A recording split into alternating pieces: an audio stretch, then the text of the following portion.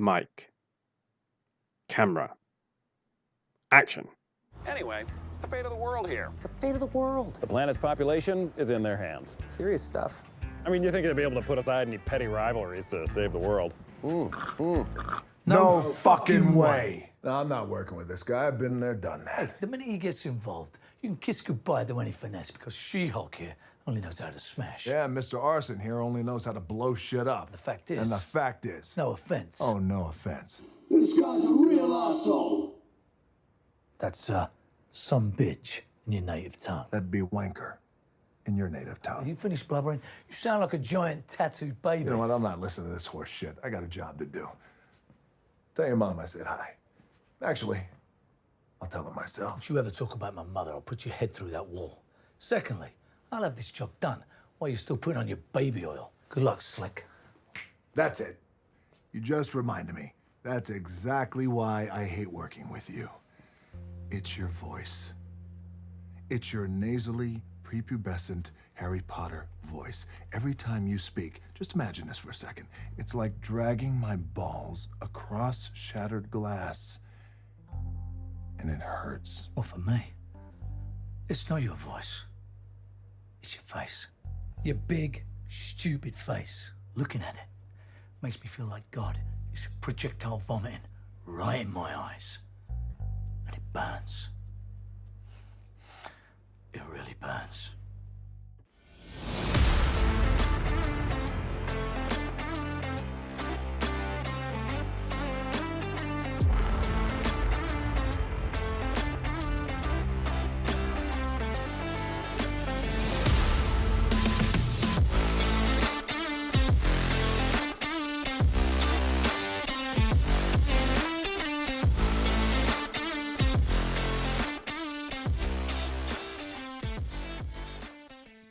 Welcome back to the Filmography, the show dedicated to watching every credited film from an actor's complete back catalogue, from past debut through to present day in chronological order.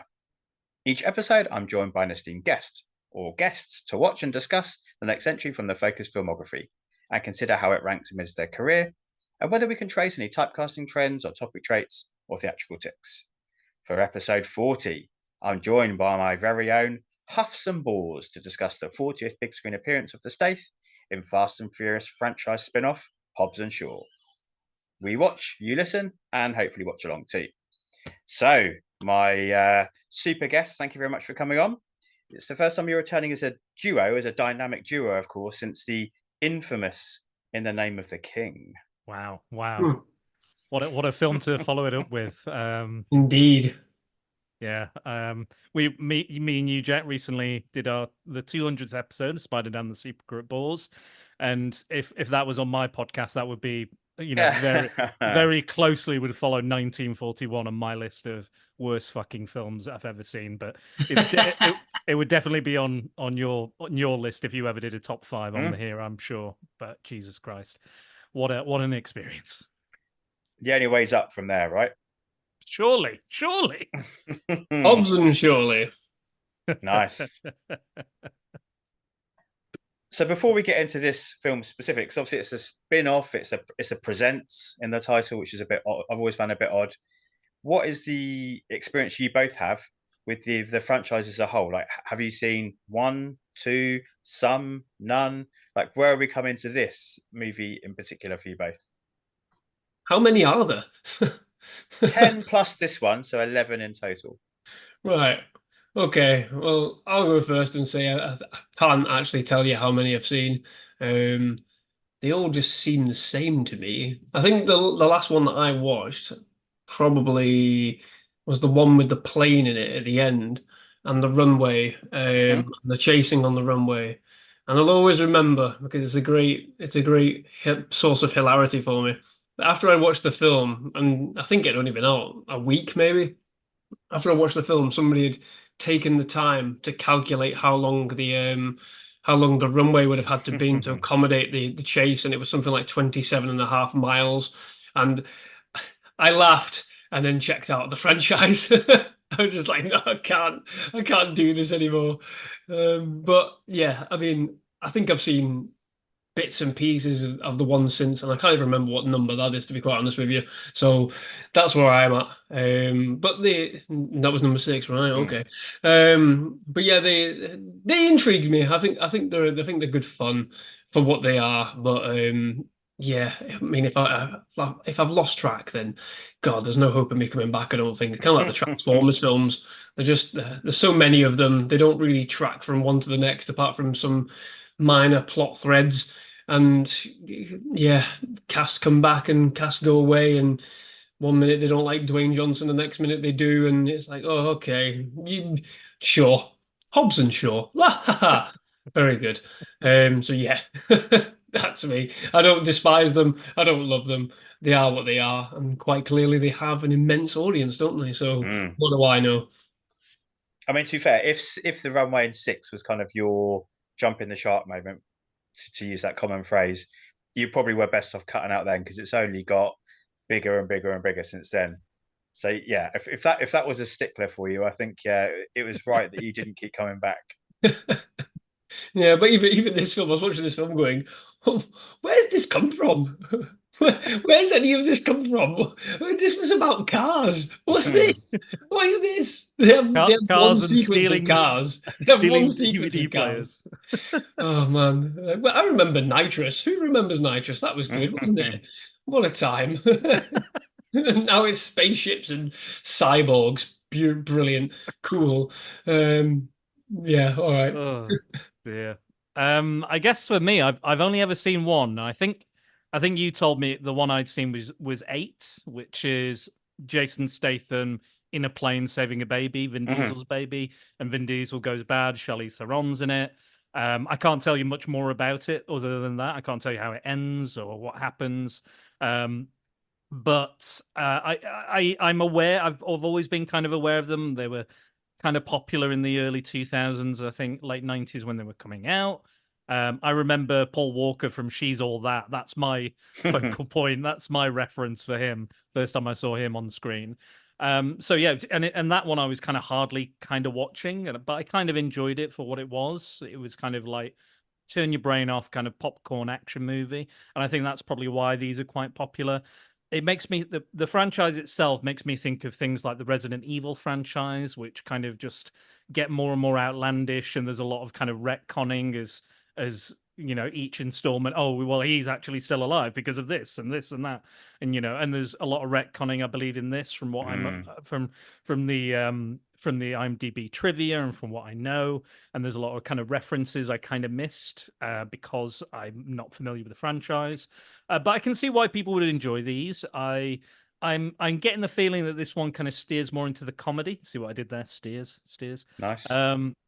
I imagine, and when I learned it was the director of Deadpool 2, I was like, oh fucking yeah, his fingerprints are all over this. Like I could absolutely just saw all the, and again, Ryan Reynolds is in it. Spoilers, Ryan Reynolds is in it.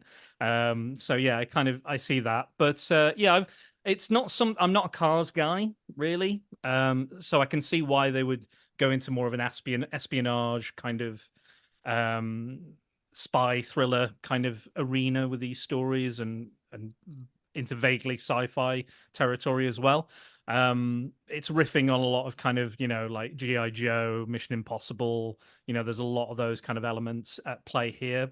You know, maybe, you know, depends on how you feel, I guess, about the franchise. I'm not connected to it. I have no kind of deep love for it or affection, but I also don't particularly dislike it either. But that's kind of where I am, I think.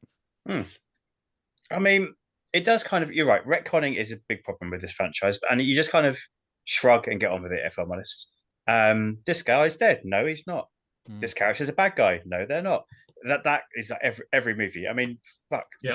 Stath came into this as like supposedly the ultimate bad guy, and now, you know, each subsequent movie they keep rewriting his history in order to make him slightly less bad. And then this is set between 8 and 9. And then in 9, they like totally, the one thing that's still hanging over him is the death of he was responsible for the death of another major character. And then they managed to write around that in the next movie by bringing him back and it being staged and him not really being dead. And so like Stath can truly be redeemed by the next movie. There's not even like the minor bit of villainy left in him at all. But yeah, I think this movie, you're right, it does steer away from the kind of dramatic family core, or like found family, I suppose, core of the main franchise, and leans into the kind of spy world, doesn't it? But I mean, because these two characters are from those backgrounds, it does make sense for this particular movie. Yeah. Yeah. Yeah, I what I did enjoy in the opening is that, like, I don't know these characters. I'm not familiar with these characters. I know the Rock and his history and who he is and his personality, and there's a lot of kind of meta jokes in here as well that they throw in, like the eyebrow thing and you know the car baby oil. The baby oil and some of the insults and things that are kind of like, okay, yeah, I can see that. And there's even wrestling moves and other wrestlers in this. So I can kind of get that. But what I did enjoy is the kind of opening where it goes, even if you've not seen this, this is who Jason Statham is, and this is who Dwayne Johnson's character is. You know, he's the muscled up, kind of roided out freak that they call him, that Statham calls him in this. And then you've got the finesse and the subtlety, even though Statham is not really that subtle in this whatsoever. They make him out like he's like this, he's stealthy and CIA and all this. And I'm like, suave. He pulls his own pints. Yeah, right, sure. He literally just went into a champagne bar and hit somebody with a champagne bottle. That's not very subtle. And then hangs the guy at the fucking window. I'm a champagne problem, mate. Like, I'll be honest. Even though I like the kind of symmetry and the kind of familiarity, the similarities and the differences between the two characters, and showing that in parallel, I did think some of the lines, like early on, I was like, this writing is fucking bad. Bad, right? What's a champagne problem when it's at home? I feel like that's some sort of reference to something. That's like ultra first world problem, isn't it? Yeah, I was like, I've got a first world problem where my computer keeps crashing and dying, but hey, somebody's got a champagne problem. I don't know what the fuck that is. Yeah, it feels like it's a reference to something, but I've never heard anyone say, no, we've got a champagne problem. You know, it just came a cup remark because he's holding a champagne bottle. I don't know. Do you know? To the right, like the kind of whoop-ass thing feels like something a wrestler would say anyway, like Stone Cold Steve Austin or something. So I think he did used to say that was his phrase, wasn't it? Yeah. So I kind of get that, but also the champagne problem just doesn't make and I think Statham is actually really good in this. I will say that off the top. They both are, to be fair. Yeah, I don't know if I entirely buy their banter though. I think sometimes it works and sometimes it just falls flat for me. I think with the banter, I think you can quite clearly see where they were aiming for a particular type of audience to laugh.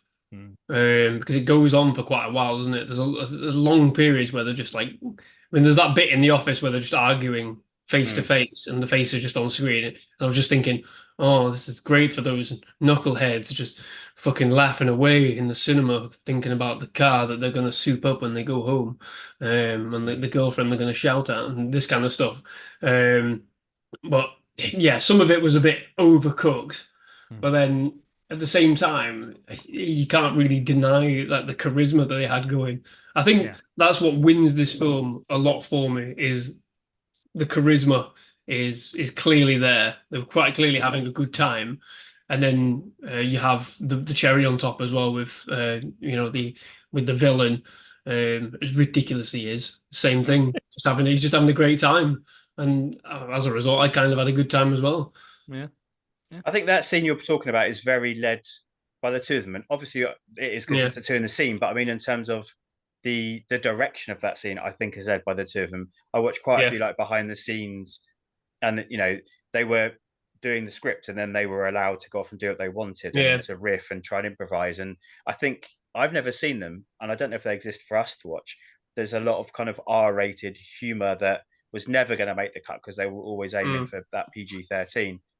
But that scene is also quite, to think of the Stath, and he'd been in Spy, a few films before. It has that kind of Paul Feig, Judd Apatow.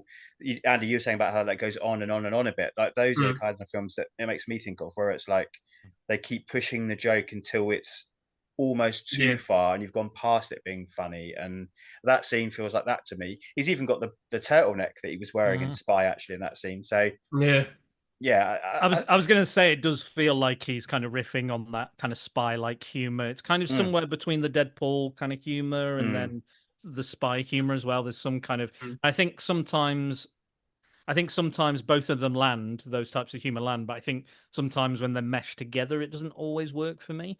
But yeah, absolutely, especially with the meta-ness and the kind of the ribbing where it gets really personal or very specific kind of ribbing on each other.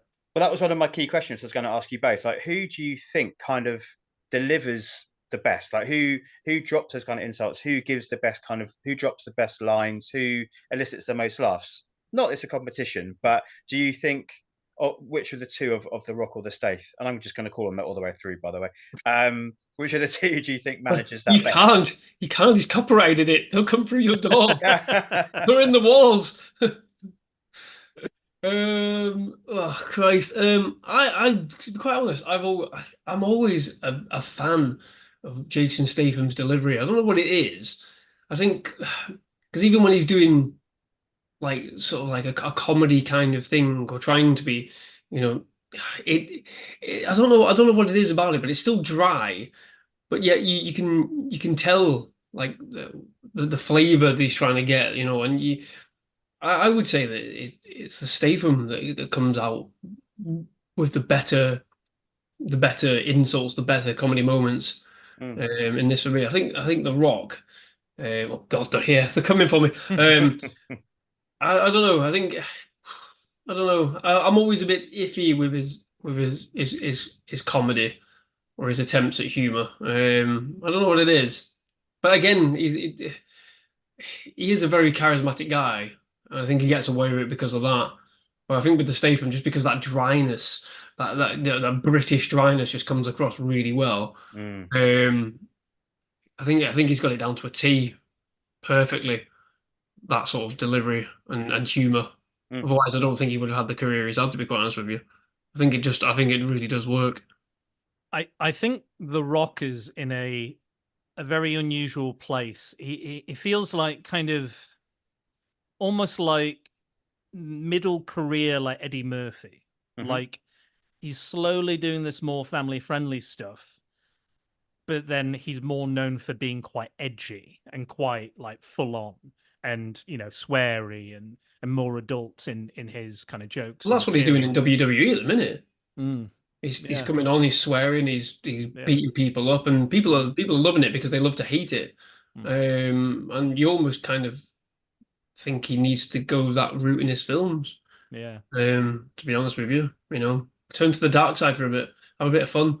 Instead of having fun and destroying franchises, because he was the franchise savior at one point. Now they're all just falling apart behind him. So I think he needs to change it up like he changed it up in WWE. Franchise Viagra, he called himself, didn't he? It's his own term. Not anymore, I'm afraid. Not anymore. Sorry to butt in there, Dan.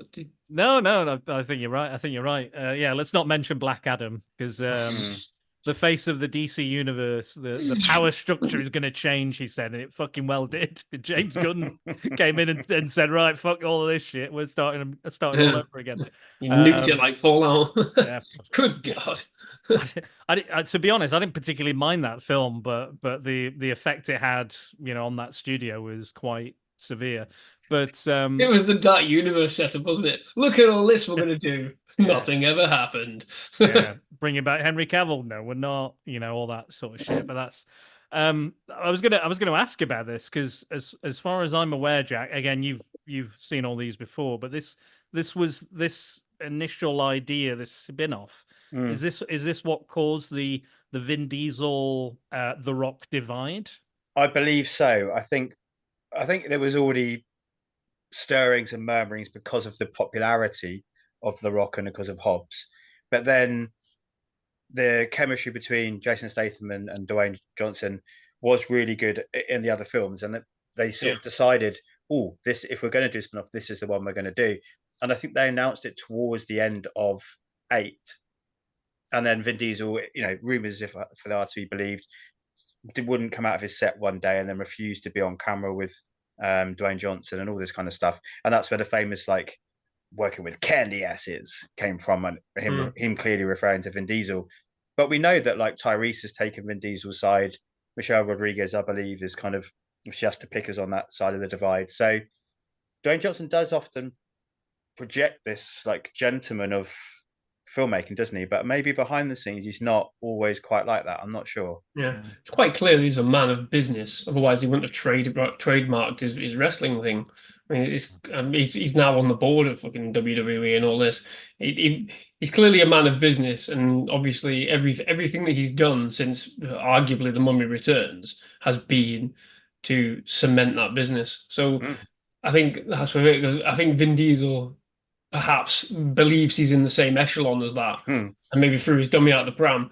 I'm sorry to tell you, Vin, you ain't. You're nowhere near. I mean, you're a likable guy, you know, as well, and you've spearheaded, you know, a long running franchise. But The Rock is a franchise in himself. He always has been. He has been since he made his way into movies. You know, people are fascinated by him. They're fascinated by his body of work. You know, I don't like everything he's done. You know, this film's a bit up and down for me, but you can't deny the allure. The allure of him is impeccable. I can't really think of any other actor, you know, that has this kind of this drive, this, you know, this vastness of control across multiple franchises, across multiple films, and goes beyond that. To be honest with you, not a modern actor anyway. No, not since Arnie, probably. No, yeah, exactly. Yeah. I believe, you know, I would hazard The Rock kind of looked at Arnie and went, he was a bodybuilder and somehow became the biggest action star in the world. I'm a wrestler. I'm a bodybuilder as well. I can do the same fucking thing, and he has done. You just look at the way he was in The Mummy Returns. He wasn't great. Arguably, he wasn't in it that much. Machete. Yeah, exactly, and it was really sort of the delivery of that was just awful, wasn't it? I remember laughing. Everybody laughing at it. I remember watching that film in the cinema and everyone just going, huh! But then they were drawn in. They were drawn in by it because it was like, oh, fucking hell, yeah, here he is. He's battering people with a shield and sword, and then the ultimate groan at the end of the film when we expect him to come back and it was all CGI. But everybody stuck for the rest of it, didn't they? Everybody came back for more, and the more films he released, the more we were all interested in watching him. So yeah, he's a solid businessman, and you cannot doubt it. And he's going to try and turn Disney around, isn't he, with these Moana films? He's all over that shit. Nice. They're his, for all intents and purposes. They're his now. I mean, this film does kind of become a little bit Moana at the end, doesn't it? A little bit kind of. There is those elements, the Polynesian elements, which I quite enjoyed. It's interesting that they're embellishing these characters as they go on. They're adding these layers, which I thought was quite interesting. Because I didn't think it was going to go that way. I was like, okay, this is unique. This is something a bit different. This has definitely probably not been done, not that I'm aware of, in the previous Fast and Furious films. But yeah, I liked the kind of, and again, it was kind of I like the softening of the tough guys in it. Because again, they're like these. Oh, I'm well hard. I'm well fucking hard. You're shit. You know, all this, and I kind of like as they go through, they kind of do. You know, the chemistry does change. It does alter. It does evolve. And the characters do. You know, even though you're purely kind of watching it for these big action set pieces, there is some kind of good character work going on. There's some stuff. Again, I'm like. Part of me kind of really likes it, and then part of me is like, is it not that good? But again, I know what it is. I'm fully on board with what it is. It's a superhero movie. Yeah, 100%. Yeah, it's 100% a superhero movie. I don't know how The Rock's arms stay on him in this film. I have no idea how humanly possible. You know, even gets described as She-Hulk at one point in the film. But when he grabs the motorcyclist and slams him against the wall, I'm like, well, your arm's coming off. Your arm is out. Because it's not even like he lets go and pulls his arm in the last minute. He holds it right up until the wall, and they're going at God knows what kind of many miles an hour they're going. And then later on, he literally holds a giant chain, holding it like an Apache helicopter. Captain America did it, doesn't he? Yeah. It does. Captain America did that. I'll fucking do it as well. Why not? So neither of you have seen Furious 7, have you? Because in that movie, that's when the Stath in as the bad guy, and they have a big fight towards the seen that one. First act of the movie. And Stath kind of beats him, to be honest, in that fight. I mean, in the way that nobody ever truly wins and loses in the Fast and Furious movies, but The Rock is written out of the rest of the movie on purpose. And at the end of the movie, his arm's in a cast. Have you seen this anywhere on the internet? Oh, I've seen that. Yeah. And he it's time for Daddy to go to work, and he just flexes his arm and breaks the cast off. It's a brilliant moment. But it's another thing of like where it tells you where you're at with these movies. Like, don't take them seriously. Just have fun. You're absolutely right. It is a superhero movie. Just get on board and watch them kind of try and outmacho each other constantly. Yeah. I have seen Fast 7.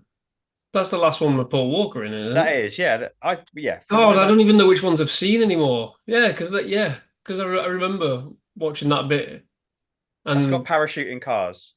Yeah, God, there's too many of these films. I don't even know which ones I've seen. But I agree with you, Dan. To be fair, there is some character work here. There is an art for both of these guys. Yeah. And it when you think back on it, that mirroring at the start of the movie when we've got the split screen, and I'm always down for a bit of split screen. I love it. Is kind of just there for show. It's kind of a cool, fun, kind of caperish way to start the movie, but it's actually part of the character arc in that we see both of them going through the same journey. So we see them have their opening. We see them having a day, don't we? A day in the life of, from getting up and their routines, as you said, and then both ending up they're both kind of on the same mission in their own respective parts of the world at this point, in London and in the States. But they're both on this arc to reconnect with their family, aren't they? So I guess it does actually, I agree with you, some of the dialogue is a bit ripe, but I think the character arcs for them both, that writing I think is pretty decent. Yeah. Yeah, absolutely. And again, it's like visual shorthand for people that don't know these characters, like how, again, how different or how similar they are. But I like, and again, it does a lot of the heavy lifting later on, because again, I've not seen the 3 or 4 films they're in before this. I don't know their relationship before this. So I'm glad that they had just a little bit of something. And again, like a lot of people will complain about having to go home and do homework and and I could have watched all of these. I've had plenty of time to watch all of these. I could have done, but I thought, it'll be interesting to see it just as a one-off film, because it's meant to be viewed as that. It's a spin-off, but with kind of references and tie-ins and things to the deeper lore of the Fast franchise. But yeah, no, I agree. I think the writing, the character growth, the arcs, and again that moment where they have that big fight against Brixton, and he's like, "I'm with you, brother." Like they've again found family. Brixton. They couldn't have thought of a more like South, Brixton law, southern like Cockney name than Brixton, could they? But I actually think like Andy said, Idris Elba, I think he's a solid choice as a kind of villain in this. I feel like I think he's the only choice, really. I mean, when you've got Dwayne Johnson, you've got Jason Statham, I can't really think of any other actor you can put in between them that would feel physically up to going against him in terms of a presence, but also being a good enough actor. You know what I mean by that? Yeah. But somebody with the we've been talking about charisma. If no matter what film you watch, there's no doubt that The Rock and the Stath are always charismatic. They always have good chemistry with their co-stars. With a number of co-stars, usually from kids all the way up to whoever you want to pick. And I think Idris Elba is exactly the same. Since he burst onto the scene, from my perspective in The Wire, since then he's always owned the roles he's had and had great charisma on screen and chemistry whether he's with as well. Yeah. Do you reckon? Obviously, they're quite clearly massive fans of Idris Elba, but do you reckon they sold this to him as you're probably never going to be James Bond, which is a shame. Why not be a Bondian villain in our ridiculous movie? Well, you know the trivia about the line, don't you? Which one? So I'm Black Superman. Oh God, yeah. So he refused to say the line as written in the script was I'm Black James Bond. Yeah. So he refused to say that scripted line because he was like, well, it's too close to home, too close to the truth. So he came up himself. Again, if trivia is to be believed, with I'm going to say I'm Black Superman instead, and they really liked it. But actually, again, pays off beautifully later because The Rock gets to say I'm kryptonite or something. He No, says to him. here comes the kryptonite, Here and then comes the kryptonite. just like the backbreaker on him, or Which- the German suplex, I believe they call You it. know, as you know, 80s one-liners go, not too bad, not too shabby. Yeah. I'll give him that. I'll give him that. Yeah. I did kind of feel like, again, like we've clearly got the Hulk and like, you know, bloody, you know, Captain Britain over here, and in this film, and I kind of felt like I could suspend my disbelief to a point, but then I'm also like, he's a cyborg. Like he is a literal cyborg. He is made of metal. You can only punch someone with a metal skull or chest, and he's wearing full body armor, Kevlar, you know, really intense like body armor that can stop bullets. And part of me is like, I thought what was going to happen, because we have Vanessa Kirby in this, who I think is also really good in this. Yeah, she's amazing. Wonderful, just wonderful little addition to the cast. She's great in everything as well, actually. Yeah, great in the Mission Impossible films, and I'm sure she'll be great in the upcoming Marvel movie she's going to be in. But I was kind of like, they can't beat him physically, humanly. The you know, and it kind of is there's a little bit of a kind of a almost like an AI subtext. Oh, like, definitely. You know, you believe in machines, I believe in we believe in human beings, kind of thing. Much like the latest Mission Impossible, of course, as well. Exactly, starring Vanessa Kirby. But I was like, there's no way they can physically beat him man to man. And again, even them teaming up didn't really feel like. Eventually, they're just going to have broken hands. You know, it's not. Eventually, that's going to happen. So I thought what they were going to do is get the virus out of Vanessa Kirby, reprogram it with his DNA, and then inject him, because they were like, this is the only way we can beat him, is if it's just for his DNA, it's not going to infect anybody else. Because the way they set it up, because again, this is very Mission Impossible. It made me think of Mission Impossible 2. 100%. Sandy Newton injects herself with I think it's the Chimera virus in that film. And she's running around. And again, and part of me was like, she's doing very well. Vanessa Kirby's looking very well, considering she's got this deadly virus inside her that's going to kill her in a couple of hours.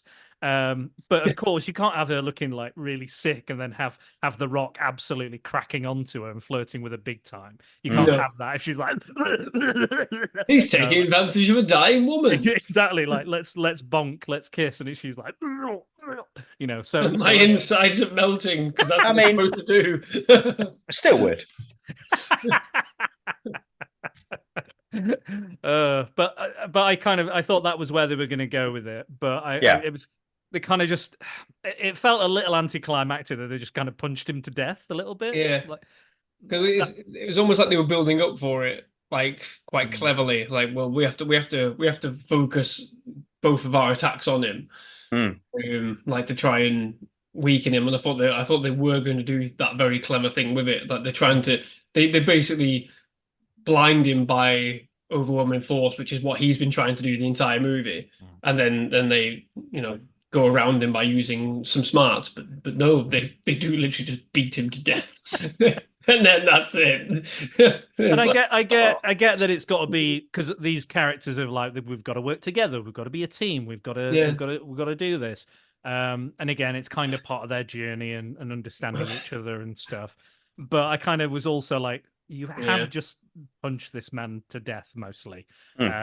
But I kind of thought it might be, and again, we got some we've had some amazing action sequences, and I do find in a lot of films, like we have like the middle section of the film has like a really grand action sequence, like especially like Michael Bay Transformers. Usually when I think it's at an end, I'm watching a Michael Bay film and I'm like, this is what an amazing finale this is. And then I realize there's another fucking hour left of it. And I'm like, fuck. What are they going to do now? Exactly. And I feel like sometimes the ending's not anticlimactic so much, but kind of just not quite as good as maybe the middle or earlier action sequences. And we have some great ones when they're running there on the building and then the motorcycle chase after that. And then all the stuff in Moscow.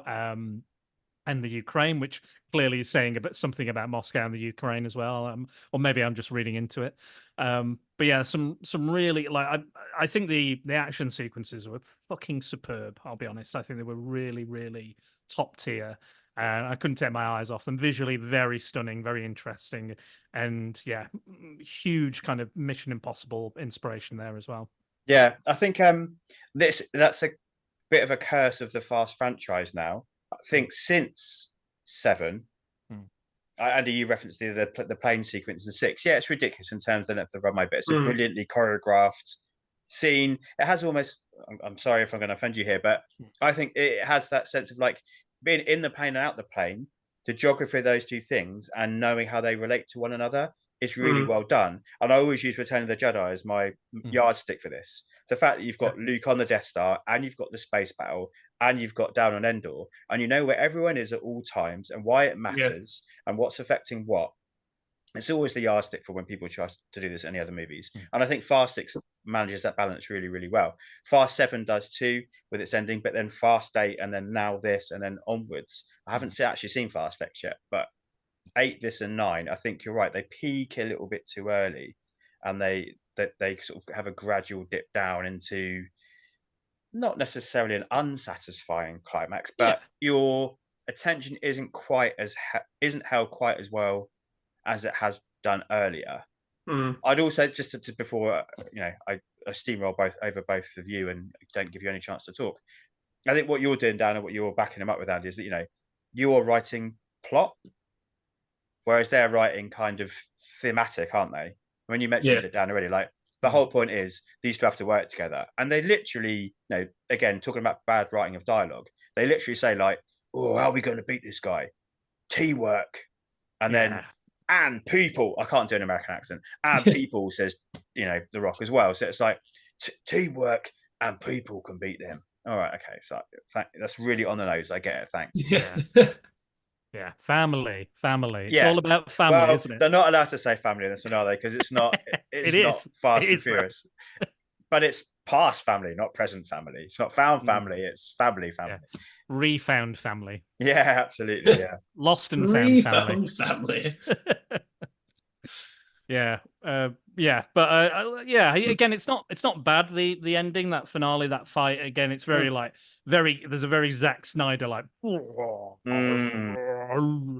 It's another one of my things to talk about because I know what a big fan Andy is of Zack Snyder, particularly Rebel Moon Part 2.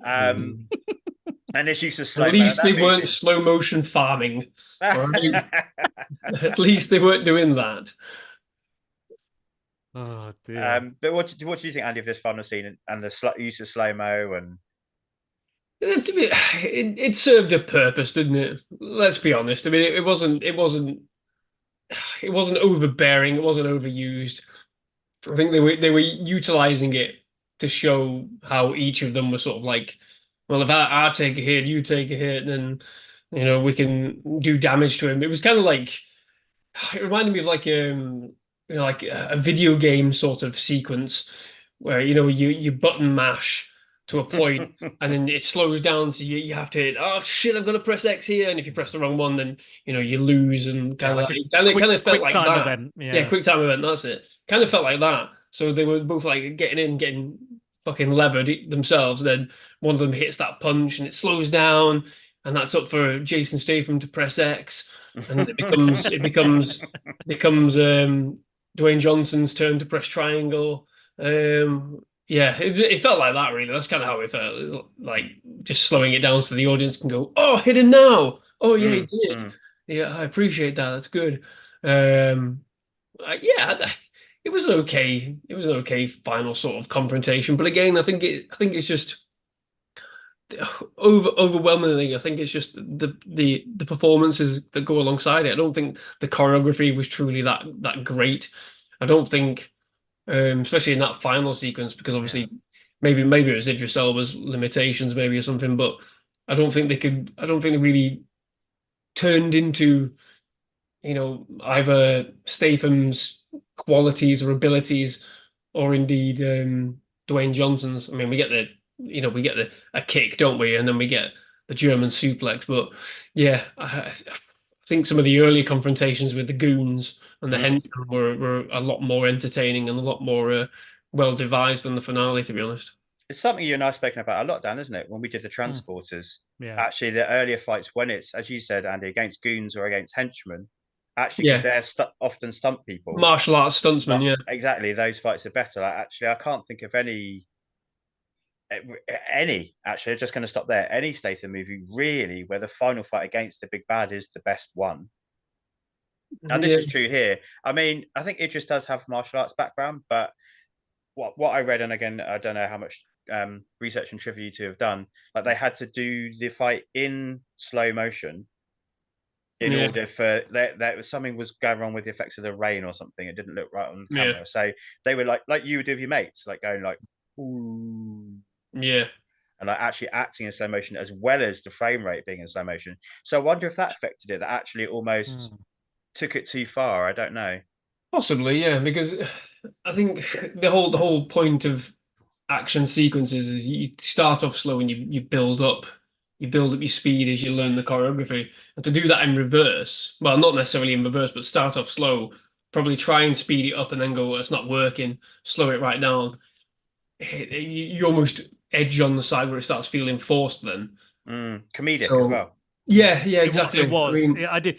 Part of me was like, this is almost like, it's kind of almost too. Yeah. It's like taking Zack Snyder and making fun of it, or like actively making fun of it almost. And you could tell now that you've said it, you could tell because like the facial expressions were a lot more expressive than you would normally get in sort of like an action sequence, especially like a martial arts action sequence. And I'm thinking sort of like the Raid.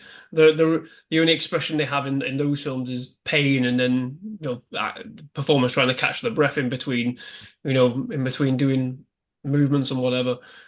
But in this sort of final sequence, you could see a lot more expression in the faces. But again, maybe that it's a counterbalance then, isn't it? So if they have slowed everything down, they've said like, right, really focus on feeling being hit, and then show us the impact that you're creating as well. So I think they tried to try and balance it, haven't they? Well, yeah, it's a difficult one. It probably served Idris Elba a lot better than it did Dwayne Johnson and definitely Jason Statham, because Statham's all about speed and finesse, isn't he? It's incredible what he does, and I think I mentioned it when I did my review for The Beekeeper. That film's not exactly great, but whenever he activates, and I use that word perfectly to describe him, activates. As soon as he activates and he gets into the zone, fuck me, he's brilliant. He always has been. Always has been. And yeah, it's just a bit of a shame, really, that we didn't really get, an ending to really suit both of their talents that would accommodate Idris Elba a little bit better. I don't know. It's because you do say it earlier, don't you? Because the fight in Hattie's apartment, when Shaw was in there like researching her computer at the same time as Hobbs has managed to actually track her down, the fight that Jason Statham has there in the apartment with Daniel Bernhardt's there, who's like a really reliable. He's like the modern day Ao Leong, I think of him as. He's like Mr. Reliable Henchman. He's got that face you always recognize, and I'm like, oh, good, he's in it. He was in the Matrix Reloaded years ago, wasn't he? Remember? Yeah, he pops up every time. As soon as you see him, you're like, here we go. I think he's part of David Leitch and Chad Stahelski's little crew, isn't he, as well? Because those two came through together, didn't they? And then they've gone off on their own different paths. But they've still got their production company, I believe, together. And I think he's one of their little crew, But yeah, that fight's good, isn't it? It's kind of Jackie Chan-esque. He's using like kitchen pans and all sorts of things around the house to fight the four guys off. Yeah, that's the Stath at his best. Oh yeah, and the grenade at the end, they accidentally knocked the grenade that Vanessa Kirby set up for any intruders, and it's just like, and it's again far too long. It's spinning, and again, and it makes like an electronic noise as well. It's like.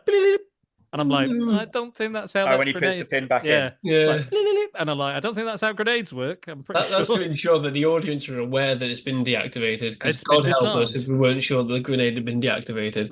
He's just there for the rest of the film, just holding the pin in. Maybe these special MI6 grenades. You don't know. Yeah, true. We've got a transforming motorcycle in this, so absolutely, yeah.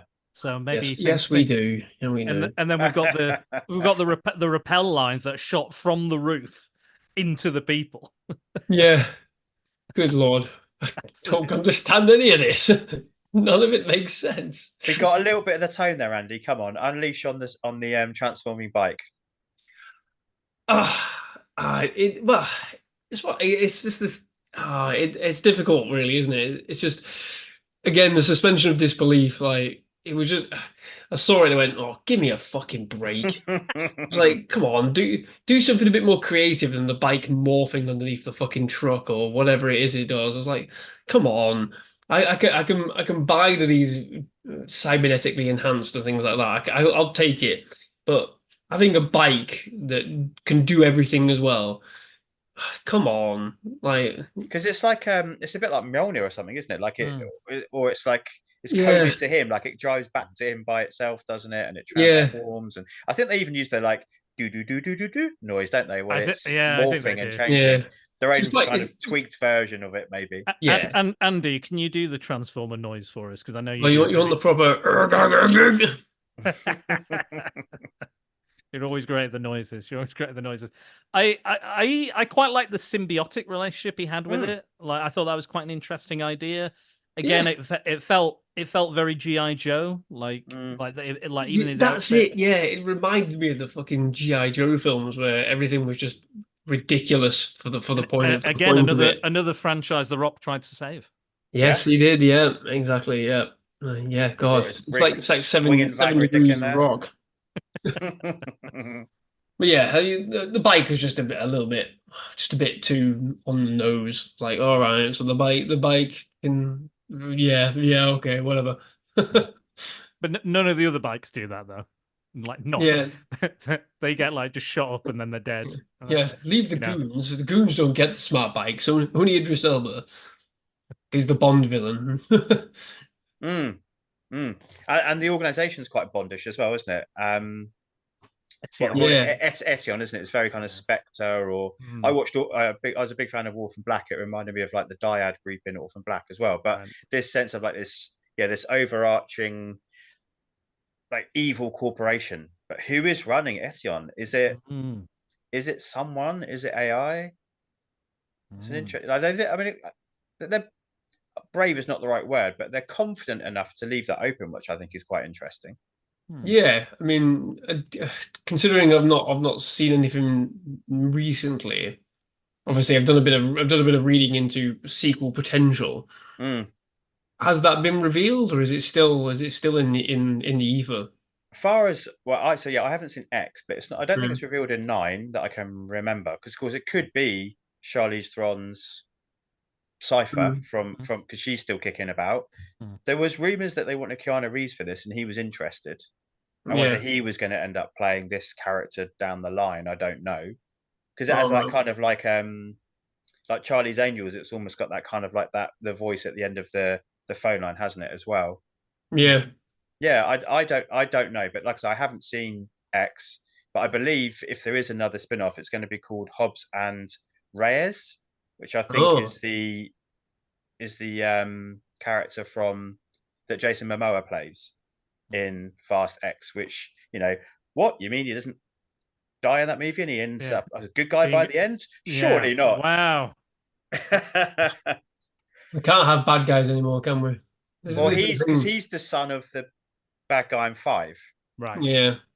But spoilers for anyone that hasn't seen Fast X yet, including myself. Sounds like he turns into a good guy by the end. I am shocked by that. I read something that it didn't do quite so well, and that Diesel was blaming Momoa's performance or something. Oh, really? Okay. And I was like, do you really want to fucking start another fucking feud with Diesel?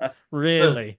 With someone who has much more charisma than you do, again, and has his own set of fans, and yeah, I don't know. But again, I'm not sure if I read that or read into it, but I'm sure I saw that somewhere down the line. I think since this one, the box office has been dipping slightly. I mean, obviously, Fast 7 is the biggest. That made over $1 billion, and then Fast 8 made over $1 billion as well. And then this is 760 million, so not too shabby. And I think, it's been on a slight downward curve ever since then. We're still talking like 500 million plus, to be honest. But do you know what I mean? Like compared to 1.3, I think is film the highest Film studios are spending way too much money as it is, so it's their own fucking fault, in my opinion. They don't need to spend as much money on all of these films as they do. I don't think. Everything's on a downward trajectory, though. Yeah, it seems everything like across Hollywood is. Yeah, so it's a bad time. Speaking of bad time, Oh, segue, Dan. oh, here we go. Beautiful. Kevin Hart makes an appearance. You know what? Let's talk about all the pause. cameos at the same time. Actually, let's do that. Let's do it all in one. Go on.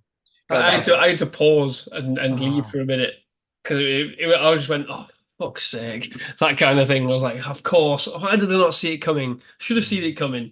We had Ryan Reynolds. Of course, we were going to get Kevin Hart in this. I literally paused and went, I need a drink.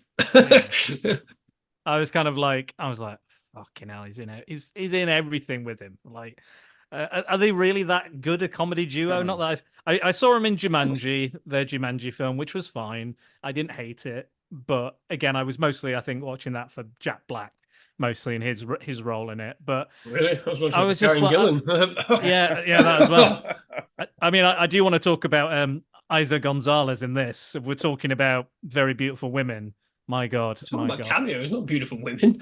She cameos, and she's a beautiful woman. I'll give you that one. Yeah, she doesn't really do much in this, but no, she is wasted in this because actually, I think everything she's in, whether it's good or bad, she's really, really good. I'm surprised she's not like hit some of the levels that some of her peers have. You know, to talk of Karen Gillan, like she's brilliant. Her character arc as Nebula is arguably one of the best in the whole of the MCU. But whenever she's in anything, like in Jumanji, in both of those, she's excellent at those too. I think Isa Gonzalez is one of these actresses who is cast because she's beautiful, but actually there's way more going on underneath the surface. I had a quick look to see if because I thought the same as you, Dan. Baby Driver, excellent.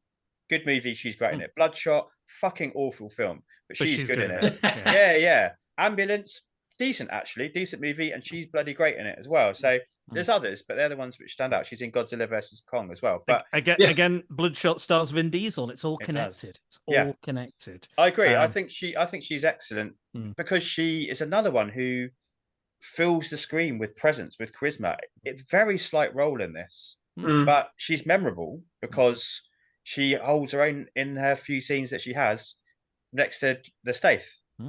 You remember her because she feels like you get why Shaw would be interested in her. You'd get why they'd have this relationship because he would see her as an equal, and she manages to bring that to the character in a couple of short scenes.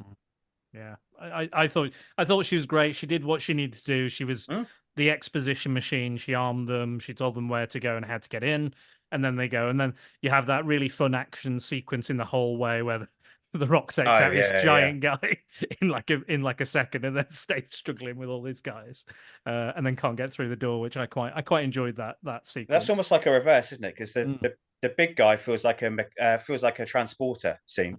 Yeah. Where it's not a reverse because the Stath is still doing the Stath stuff, but that kind of the Rock stuff with the big guy feels like a scene out of the transporter. But yeah, Kevin Hart takes you out of the movie, doesn't it? It does, absolutely. I was just like, so does Ryan Reynolds as well. Like, okay, it's stunt casting, and they're there because they're their mates. Not because they're right for the role. No. And you got arguably you could remove all three of them. You could I say three. You could remove because the other CIA guy, isn't there? Rob Delaney. Yeah, that's him. You just remove them and just have it be one person. I thought have been Hart's character. That's just or somebody. Maybe they're on the plane. He's on the plane as well, trying to keep him on track on the mission or something to stop him from arguing. It could have just been one. It could have been one singular role. I don't know. Or you could have just folded it into one of the other ones, like Vanessa Kirby maybe could have done that in a different capacity, or if they rewrote in a way. I thought Delaney was going to be the villain at the end. I thought he was going to be the director of Etion because he talks about how Statham's forgotten about him and they beat him up in a bar years ago, and I was like, oh, he holds a grudge, and he might know Brixton as well personally. He might have known Brixton and then Statham shot him in the head. So I thought maybe they were setting that up because it was kind of like a weird throwaway line where I was like, okay, I don't think the film would have been that smart, to be quite honest with you. Maybe not. I'm much cleverer than most films, so I like to think I'm very intelligent. But yeah, you could say it could have been said with Ryan Reynolds' part. Could have had Ryan Reynolds be the villain, in charge of Etion. Could have been just like too much admiration for them because he's all over him, isn't he? He's like, oh, you do this, Yeah. you do that. Oh, I love it, I love it. You know, It's it could have it's been, the could have been the other way, fanboy. jealousy Yeah. kind of thing.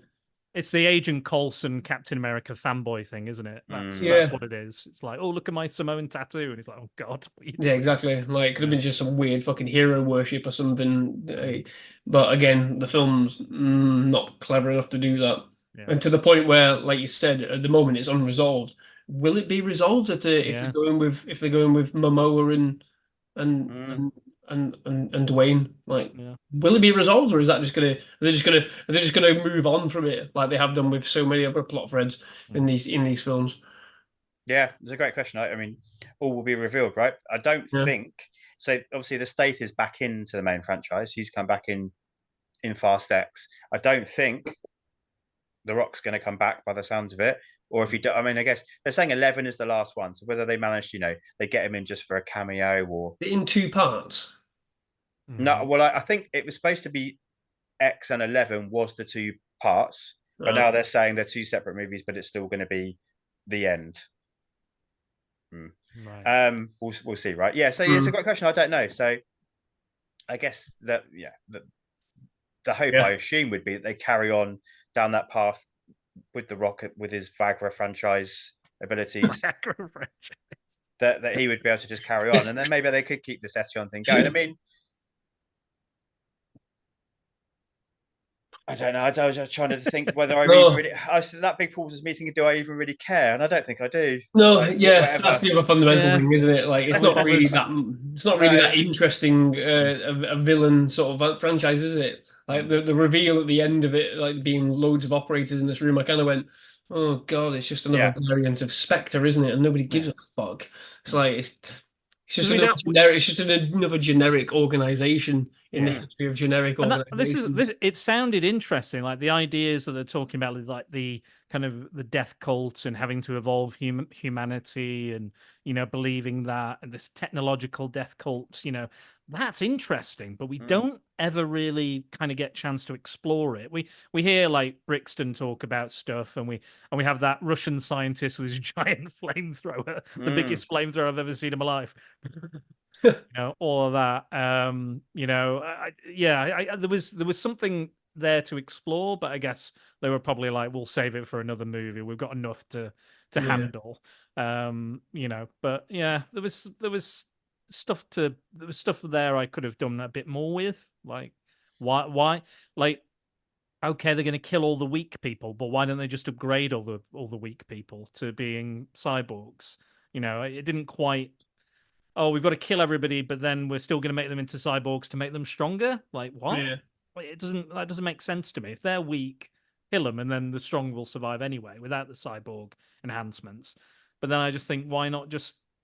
And this is what, again, I thought the programmable virus was one of these kind of techno-organic viruses that maybe it would turn everybody into a cyborg.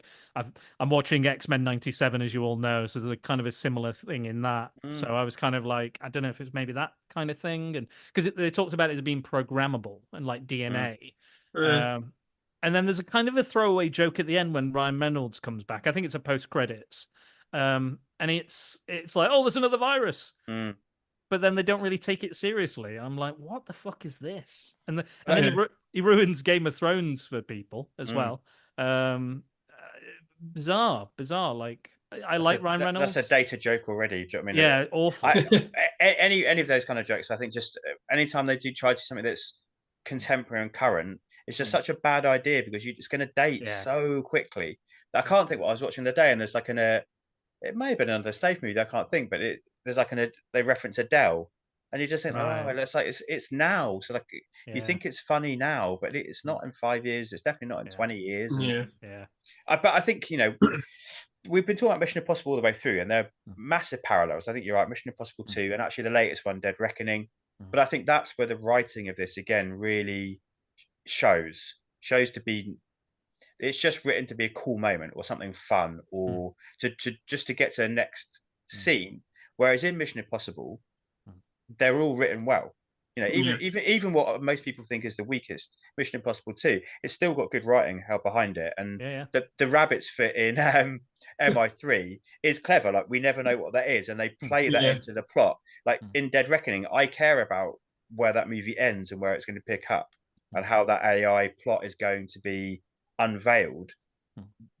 But here it's just to drive on to the next scene, really. I think. Yeah. Do you think that in Dead Reckoning Part 2 we're going to get a scene where Tom Cruise rewrites somebody's passport to indicate that they've got a small penis? Good Lord, man. Mike Oxmall. Probably not, but I did like that scene in this movie. I have to say, it works. It does work. It does work. Yeah. I think if it was any other kind of, and I think the way it's edited and the way they kind of play it is very clever. But yeah, it's because Hobbs doesn't get it. I would give the joke is that Hobbs doesn't get it, does he? When he gives him the passport, it's not till the name said out loud, I guess. Exactly. Because he says, "Oh, you're Michael Oxmall," but the passport says Mike Oxmall. But yeah, again, it's a shit gag. Like, it is a shit gag, but I enjoyed the way they portrayed it. But again, the Kevin Hart stuff is garbage. It's absolutely just like, I'm the air marshal. I'm better than you guys, and you were clearly. And I used to do this, and I used to be here, and I help you, and it's just like, and it's not. It's just not. It's just him like going off on one. It's not funny. It's not got the chemistry. Yeah, it's just ramblings, isn't it? It's just ramblings. Just to go back to the joke. When he gets on the plane and both Vanessa Kirby and Jason Statham were like, "How is he on the plane?" And he was just like, "That's because I got charisma."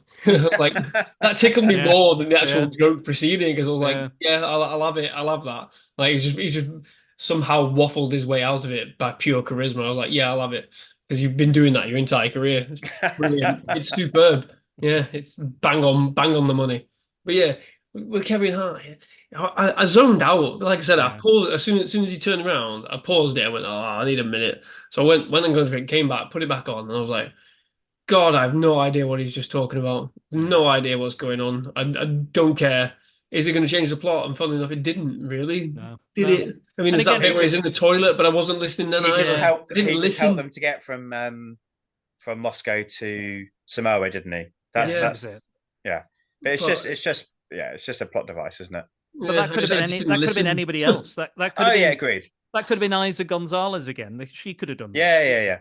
Yeah, that could have been her the entire way through, couldn't it then? Yeah. Realistically. Yeah, the whole sequence is problematic. I mean, there's a couple of decent sort of smirky jokes in there, but also, like, it bothered me the whole time that they're like, "Oh, and we're going and we're doing this, and there's this virus, and we're going to go and break in here, and we're going to kill all these people," and they're just having this fucking vocal conversation on this commercial airliner. Nobody's batting an eyelid. Nobody's saying or doing anything. They're just acting as if they don't look like normal. Their passport photos anymore. No. It's like, as soon as they get on the plane, they go, "We don't need these costumes anymore." Like, are you having a fucking laugh? You're still going to get through the other side, and you're being hunted by CIA, Interpol, MI6, and this bad guy organization. Why have you taken off your disguises? Especially Vanessa Kirby. She's the most transformative one, and she just looks like normal. It's like, as soon as you get the other side, they will literally have, "Can I see your passport, please?" "Oh, you don't look like that."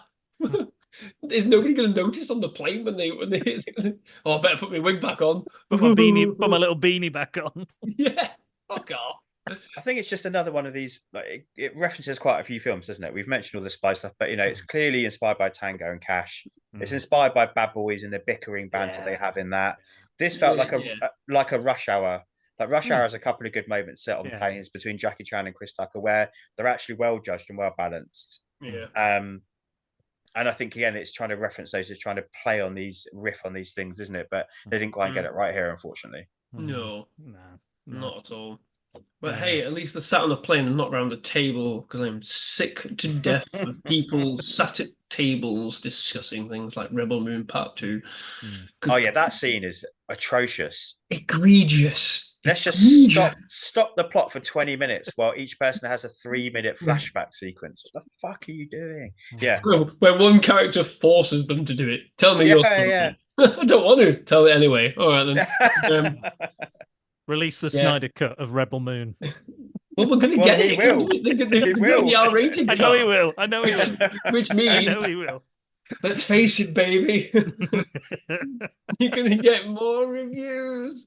That for me, that is more egregious than any of those Star Wars rip-offs we've covered or Star Wars related films. That is the most It really egregious is. You're not even rewrite. over exaggerating. Like the Empire to the Imperium. Are you having a fucking laugh? Can you not be a bit slightly more fucking creative? Just bizarre choices. I just can't understand why they said no. Why, I the wonder. powers that be behind Star Wars and Disney said no, thank you. We're not interested in this. I Because wonder why. Kathleen Kennedy's ruining Star Wars for everybody. They wouldn't allow Zack Snyder. This was a good call. Yeah. It's interesting you say the references to Bad Boys. Yeah, because it's gone to the sort of fun aspect of Bad Boys, isn't it? They often get themselves out of situations, don't they, by pretending to be bickering. So the bad guys let their guard down, and then they suddenly spring and get them. And I feel like that was a heavy influence here. Even right to that final fight with Brixton. They're in the midst of like a bicker, and then they're like, "Well, now we're going to team up," and then they get him. So I felt it very Bad Boys to me, this movie. Yeah, absolutely. And then obviously they take a lot of influence from other classic action movies, don't they? Like Lethal Weapon, where they're arguing, bickering, and come up with solutions. So yeah. I mean, it is very well done, isn't it? Just the dialogue back and forth between them. Not that the dialogue's very great in terms of plot, but I think in terms of inter-character politics and development, I think it does actually serve quite well, to be quite honest with you. Yeah. Arguably better than the last Bad Boys film. Yeah. I think like you said, overarching plot and themes and stuff work well, and again, I think it's the charisma that pulls you through. Again, when the dialogue is ropey, you're kind of going, okay, but the performances really are there from everybody. I think even if you don't like the fast talking Ryan Reynolds stuff, he is doing what he does. I'm not a fan of Kevin Hart, but he's kind of doing what he does best. And I think there is a lot of there's a lot of strength to this film, and it has a lot of like, again, I know I've been quite critical of it, but also I did have a lot of fun with it at the same time. But I think it's kind of more I think it's the small connective tissues, like the overarching connective tissue is fine, but I think between scene to scene or even line to line, sometimes I'm like, what are we doing? What are we doing? Yeah. I think for me, it's a measure of the film that I got through this and enjoyed. Again, I enjoyed it for the performances, like you say. I think it's a measure of the film being an okay film that I managed to get through this after a 10-hour shift fighting bad guys of my own, and at 3 o'clock in the morning. I finished it about 3:30, 4 o'clock in the morning, just because the shift I was doing, and I was quite happy to finish it, at that time in the morning. Not because this podcast was coming up or anything, but literally because that was the time that I thought I'll put half of it on. I'll watch half of it, and I sat through it. I think it is purely because of the performances. Because I think if you take any, I say any one of them, I think if you take them out of it, the actors out of it, I think it's a much weaker film. Because on the surface of it, it's quite bland in places. It's quite generic in places. It's obvious. I don't think there's any point in the film when you go, "Oh, I didn't see that coming." I think it is. It's by the numbers action in a lot of places, by the numbers story. The beats are ripped off from much better films. We've been talking about Mission Impossible, Bad Boys, Lethal Weapon. There are loads of points in this film that are ripped off from much better films, even much better films with the actors that are in it. To be fair. Idris Elba, Luther, things like that. We've seen him this kind of angry in Luther before, and it's been better story wise. But I think because everyone's 100% committed, I was invested by what they were doing. Every time Idris Elba was on screen, I was like, okay, let's see where you're going now. Let's see what you're doing now. Every time Statham and The Rock were on, I was like, yes, okay, I'm invested. Every time Vanessa Kirby was on, I was like, she's holding her own against every single fucker in this film, and I'm buying it. I'm invested in it because obviously I've seen her in Mission Impossible. I've seen her in these other films that are coming up, that she's been in before, and then what we have coming up. You know, I'm invested in you know her qualities as well. Um, yeah, I think it's purely a performance film for me. It drove me through it. Like I said, take any of them out of it, and I think this is a much lesser film. I think this is a much weaker film. I see it. I think you're right, Andy. I see it like the Joker for me. Like the Joker film or Joker film is purely performance. If you take that performance out of it, the script is garbage. I think. Yeah, it's absolute garbage. This is why it'd be interesting to see what happens in the second one. I don't. This interests me as well because I think if you just went. Just looked at that script, I don't think that's as strong a script as people think it is without that central performance. And I think the strength of barely any this fucking script in it. Exactly. This is what I mean. It's like oh, shot some guys on a subway and now I'm rioting and caused everything. Okay, right, sure. And now I'm imagining stuff. And again, I'm not particularly looking forward to it because I think it's an unnecessary sequel because it also takes the kind of what's the word? The kind of it wasn't all kind of set. It was kind of could have happened all in his mind. But now we know it definitely happened because he's in the asylum. So the vagary that the ambiguity. The ambiguity. That's the word. See, Jack, you're always good with the words. The ambiguity keeps popping up, doesn't it? Yeah. Popular modern culture at the minute is very much we must answer everything. There's been something that really I mean, you get it in this film. There's stuff that's answered. You think, oh, okay, and then they leave stuff that's never going to be answered.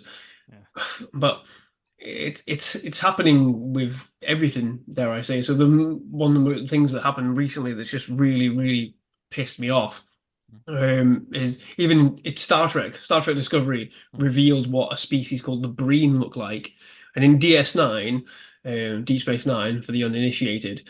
The Breen were these big helmet-wearing freaks from a frozen planet that decimated everything and then disappeared. They just came and went, fucked things up, and they were terrifying because nobody knew what they looked like, nobody knew what they were, and Discovery decided to reveal what they look like, and it's disappointing. And you're like, oh, stop revealing stuff! Don't tell us everything. It would fall into the Joker, and would it fall into this? I suppose if they did reveal who the Etion was, would it really be as interesting as the mystery? Is it really a mystery? That's the other question, isn't it? So it's just those kind of things. Not everything needs answering if the mystery itself isn't really that compelling, and if it is that compelling, then fucking leave it alone. So. Swings and roundabouts is a difficult balance to sort of play with things like this. I don't need Etion to be revealed to me, but if they do, it's probably going to be massively underwhelming and not have any real relevance going forward. So, and it'd be the same with Joker. I don't really need to know everything that's going on with him because you're probably going to undermine the original film in itself. So, But at least you know how Han Solo got those dice in the Millennium Falcon, right? Wait, but there you go. Like little things like that. It's like, really, they were never a thing. Where does this come from? Where is it come from? Like things like that. It's the unnecessary of making sure everybody's aware of what's going on when you don't really need to. Because audiences are smart. We always have been. That's what we like more than anything. We like smart. This is why Joker was such a success because it didn't tell you anything. It left a lot of it to the imagination. Films like this, would they benefit from holding some bits and pieces back? I don't know. But the audiences are quite smart. They do appreciate smartness. But there you are. Yeah. I had a slight kind of not stomach churning issue, but I was a little bit disgusted. I don't know if he's doing this in all of his films, but there's a lot of saliva coming out of Dwayne Johnson. Like every time he like you know, he's doing the hacker. He's doing, you know, and when he's straining, he seems to just be like, and it's not just like a little bit of spit. It's like a whole like gob full of spit flies out of his mouth and on the screen, and I'm just like, that's a bit gross. Like he's that's quite a bit gross. wet person in general, isn't he? Maybe it's like all he's sweaty, oily, oily, salivary, biley. He's quite a wet. That's the quote. He's quite a wet person in general, isn't he? Yeah. No, you come to mention it, and I'm thinking about it. He's And there was like 2 or 3 I've never said scenarios. it to his face, obviously. But no, but there was 2 or 3 scenarios where he's like, ah, and like he's just spitting everywhere, and I'm like Shakespearean acting, Dan. Come on, not- remember the amount of times I spat in your No, face? he's not delivering Shakespeare, is he? He's delivering Mike Coxmore lines and things like that. You know what I mean? It's not. And most of it is like him, like when he's working out or something, like, and I'm just like, just close your fucking mouth, you disgusting pig. Like, keep it shut. Just like, and it's not like a little bit of spit. Fair enough. Like, you know, I've seen that. I've done it on stage myself. But it's like we know what you did. Massive globules of spit. Like just like 3 or 4 or 5 or 6 globules. Like, but it looks good because it shows that it looks. Yeah, I guess it looks good. Being intense and dramatic. But then I don't think I'm going to tag him, you know. He's a bit wet and he's a disgusting pig. I might not tag him when I promote this episode when it comes out. That wet, disgusting pig, The Rock. No, I love The Rock, and you know we're big fans. We're all big fans, but it's just I don't know. Backtrack. Yeah. I'm not backtracking. I'm just dare like, you. You're not as if he's doing a workout listening to this shit. Come on, let's be honest. You're not the BBC, Dan. You can't get away with backtracking. Yeah, true. That's a fair point. Then he is a fat, disgusting pig. But yeah, it was just a thing I noticed. I was just like, this is just a bit. It's a bit wet. It's a bit wet. Of all the things in this film, that's the thing that really roused you the most. I was just like, there's no need. God, no need. You're just spitting everywhere. Your spittle is how many illusion. of the crew did you cover in spittle? You know, while they were filming, they were just like wiping themselves down. Just like we've got umbrellas up and like got anoraks on or something. Get ready for the hacker shows. Yeah. Roman Reigns is in this as well. Well, I was going to say, as we're here, what do we think of the whole Samoa and like before the fight? What do we think of the whole Samoa? I agree. Just to say, it reminded me of the Ewoks in Return of the Jedi. I thought they were going to be absolutely obliterated. I was like, I did, to be fair. I was like, they've got these guns, they've got Kevlar armor, they've got motorcycles that transform, they've got a helicopter. You know, Idris Elba is a cyborg, maybe others are cyborgs. They're absolutely going to get, for using an Andy phrase, mullered. Absolutely mullered. They're Grade A muller cornered. Yeah, exactly. Just absolutely destroyed. But then they use the kind of the gun thing, which I was like, okay, they did set that up. And did that affect the chopper though? No, he calls in the chopper because the guns. I know, but then the chopper kind of doesn't do anything. But they didn't. But they didn't set up that the chopper was like a chip activate. I mean, I don't get why they have to have the activated guns anyway. But Dan, otherwise they'd all be dead. Yeah, true. I guess. All the Samoan people we dead. need it because the movie needs it. But exactly. it did make me think of like Judge Dredd, where only the person who wields the gun can fire it. You know, that makes sense to me to a degree, but they're not. Yeah, we've had like palm print guns and stuff, haven't we, in movies? Yeah. Oh, absolutely. Yeah, there's another. I'm sure there's another. Isn't there a James Bond film where he has it as well? It's like that might be a James movie. Yeah, I think that's another thing.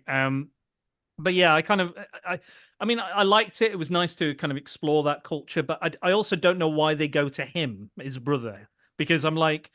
I don't. Again, I've not watched the Fast and Furious films, but I imagine there's some techie people on that team that probably could have fixed that machine. It's another thing these movies do. You're absolutely right. I mean, he's the best mechanic I know, and you've got this like super high tech case with a one of a kind bespoke disease in it. What's he going to do? But these movies do it all the time. Like Tej, the character in Fast and Furious, he starts off as a mechanic, and then by Fast 7, he's like a hacker and he can like do martial arts, and you're right. It's a mockery, but again, it's one of those things you just kind of go, oh yeah, that's Fast and Furious. I kind of thought that. I was kind of like, I can pull this whole, but it's the opposite of not using the mainline A-list superheroes in Marvel films, isn't it? For your non-Avengers movie. It's like, why don't we just call Thor in and solve all this problem straight away? Oh no, we can't because it's the opposite of that, isn't it? Yeah.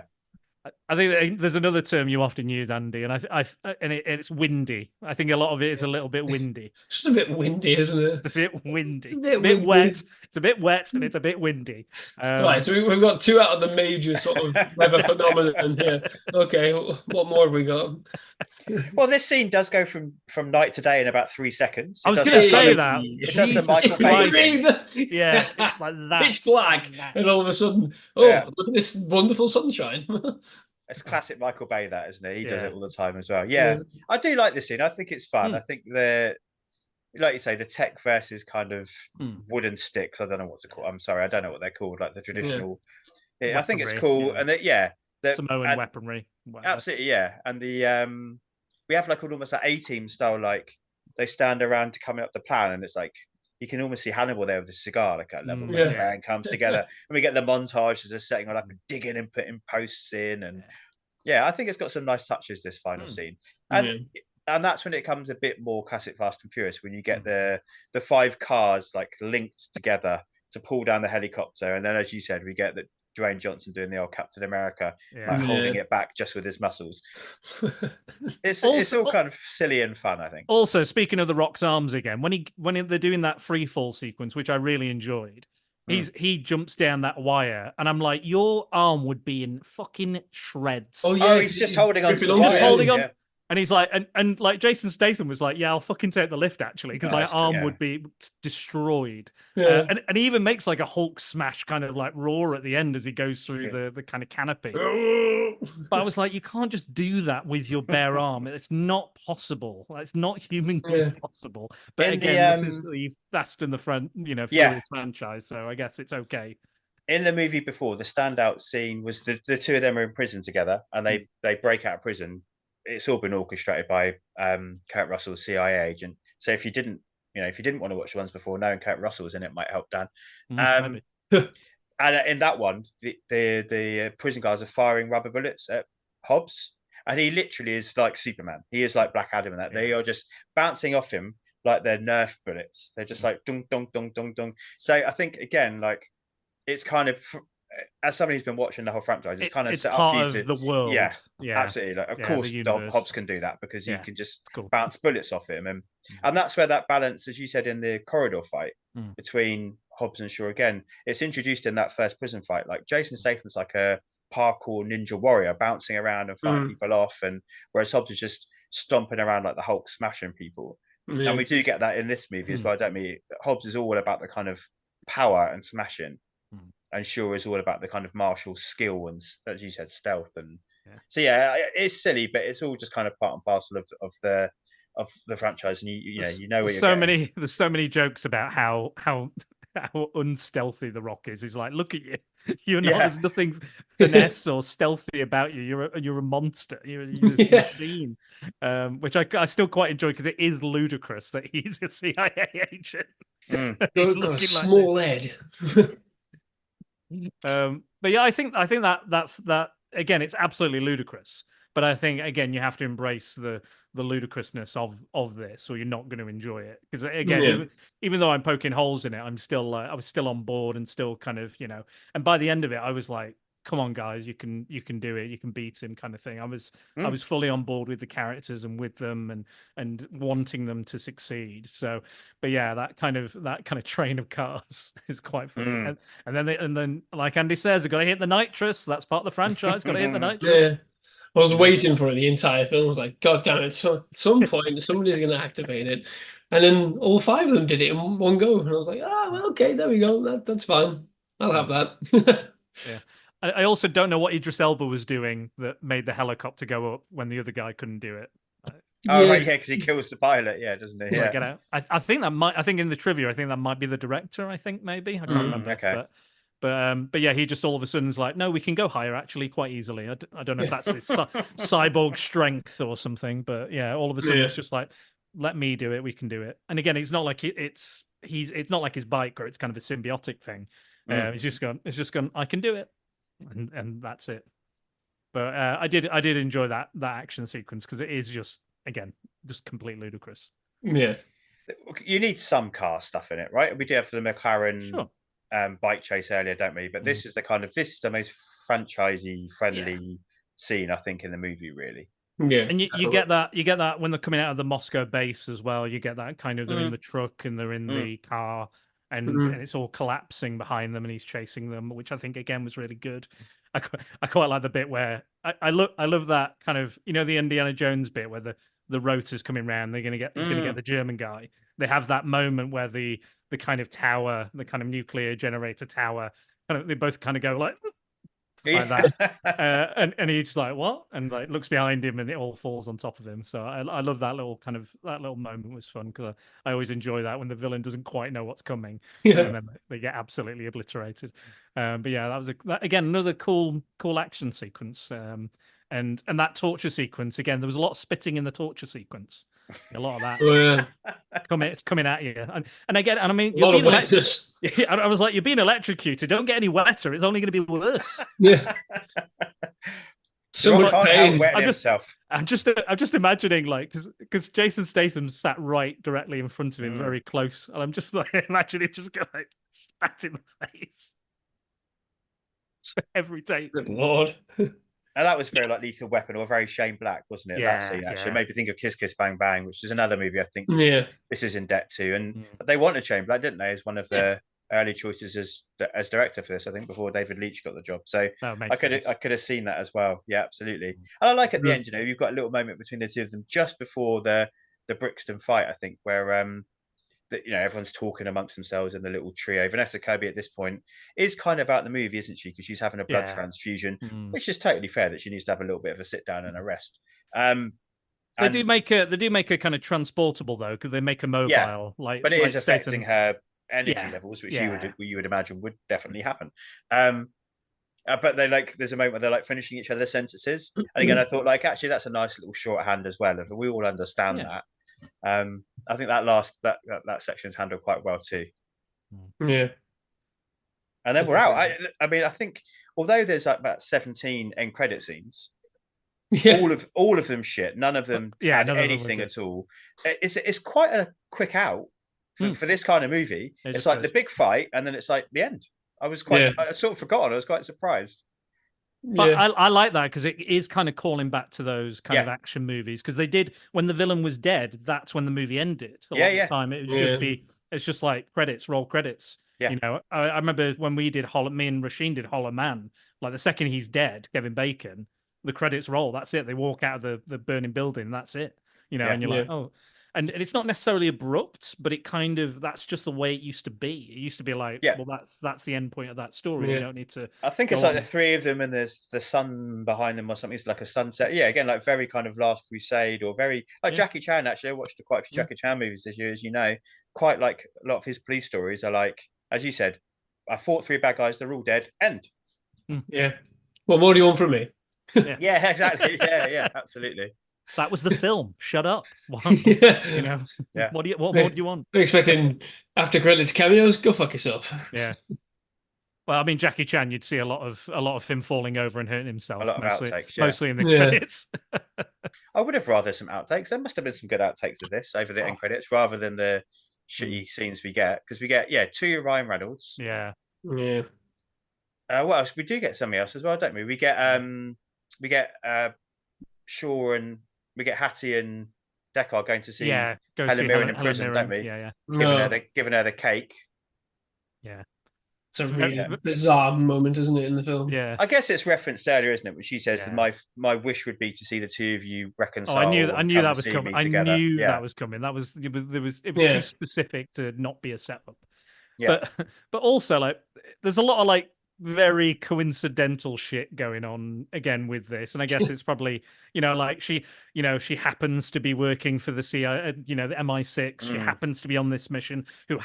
Brixton happens to be related to not related but connected to Statham, who happens to have framed him and caused a distrust between him and his sister, and now is kind of bringing him back together. I was like, there's a lot of coincidences here going on, you know, surprisingly. But again, you know, but that's all that retcon you were talking about at the start. That's all they're tying themselves in knots to try and make things connect. Exactly, but a lot of it is about trying to excuse the fact that Deckard was such a bad guy, because initially he was like literally the worst bad guy they've ever faced. So it's continual like retconning of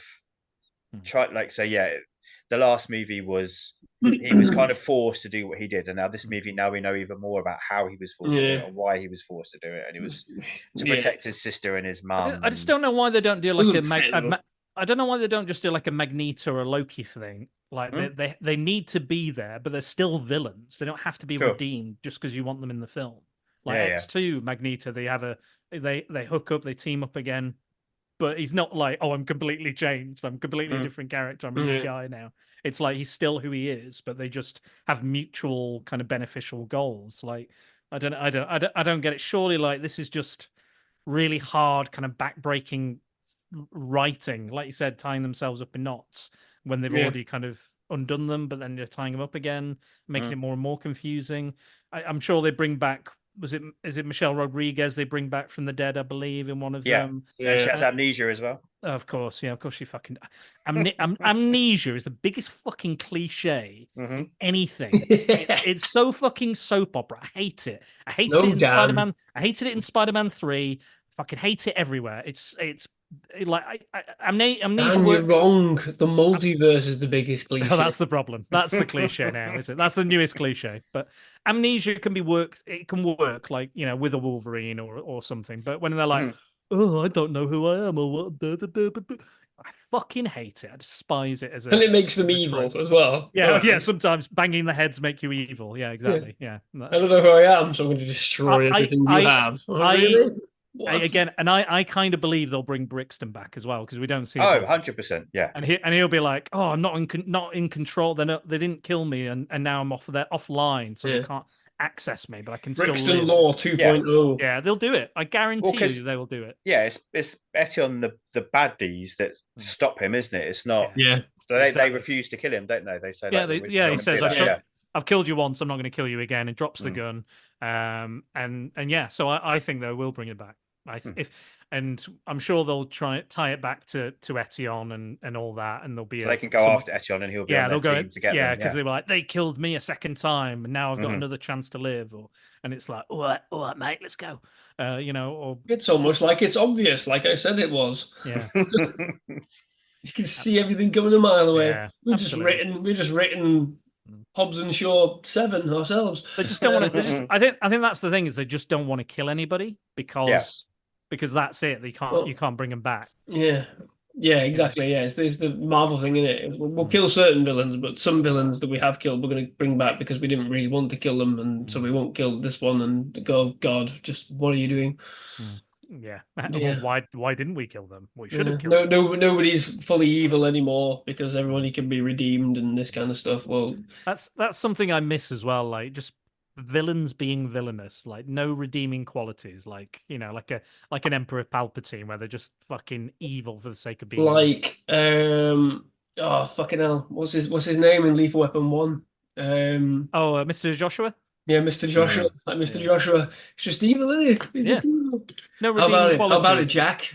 But the fact that the title, don't mind if I do. I haven't seen Lethal Weapon 1 in years, but the fact that I can remember his name means he had an impact. Yeah.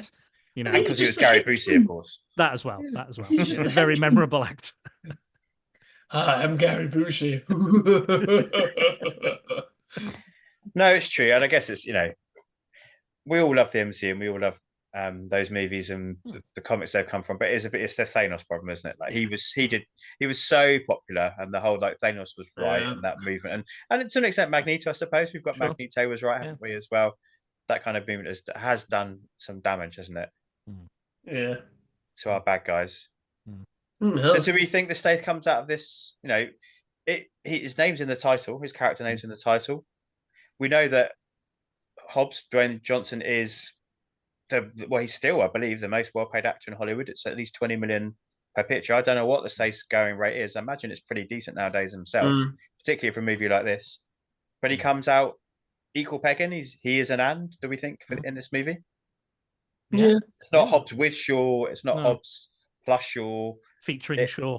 No, I think it is Hobbs and Shaw. Yeah, I think so. I think so. He's on a level. I feel like there's probably more screen time for The Rock, probably. If you wanted to be like that pedantic and count the minutes, I think there's probably more screen time of The Rock. Purely because of the stuff with his daughter, I think. Again, yeah, and you've got a lot. He's expositing a lot of the plot, and I think with Statham, a lot of his scenes are silent. But again, it's his presence, it's his charisma that we're there. He's silent but deadly. It's true, yeah. Exactly. One of them's silent. One of them's gassy. One of them's wet. Yeah.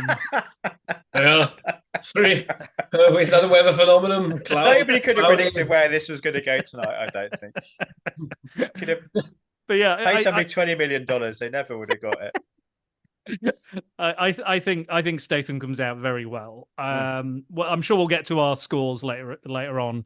But I'm pretty sure I know where this one lands for me. Throughout our discussion as well. But I think it's a solid entry for him. I think, but again, yeah, I think probably The Rock gets a bit more screen time. He's a bit more of the mouthpiece because he's the mouthier of the two.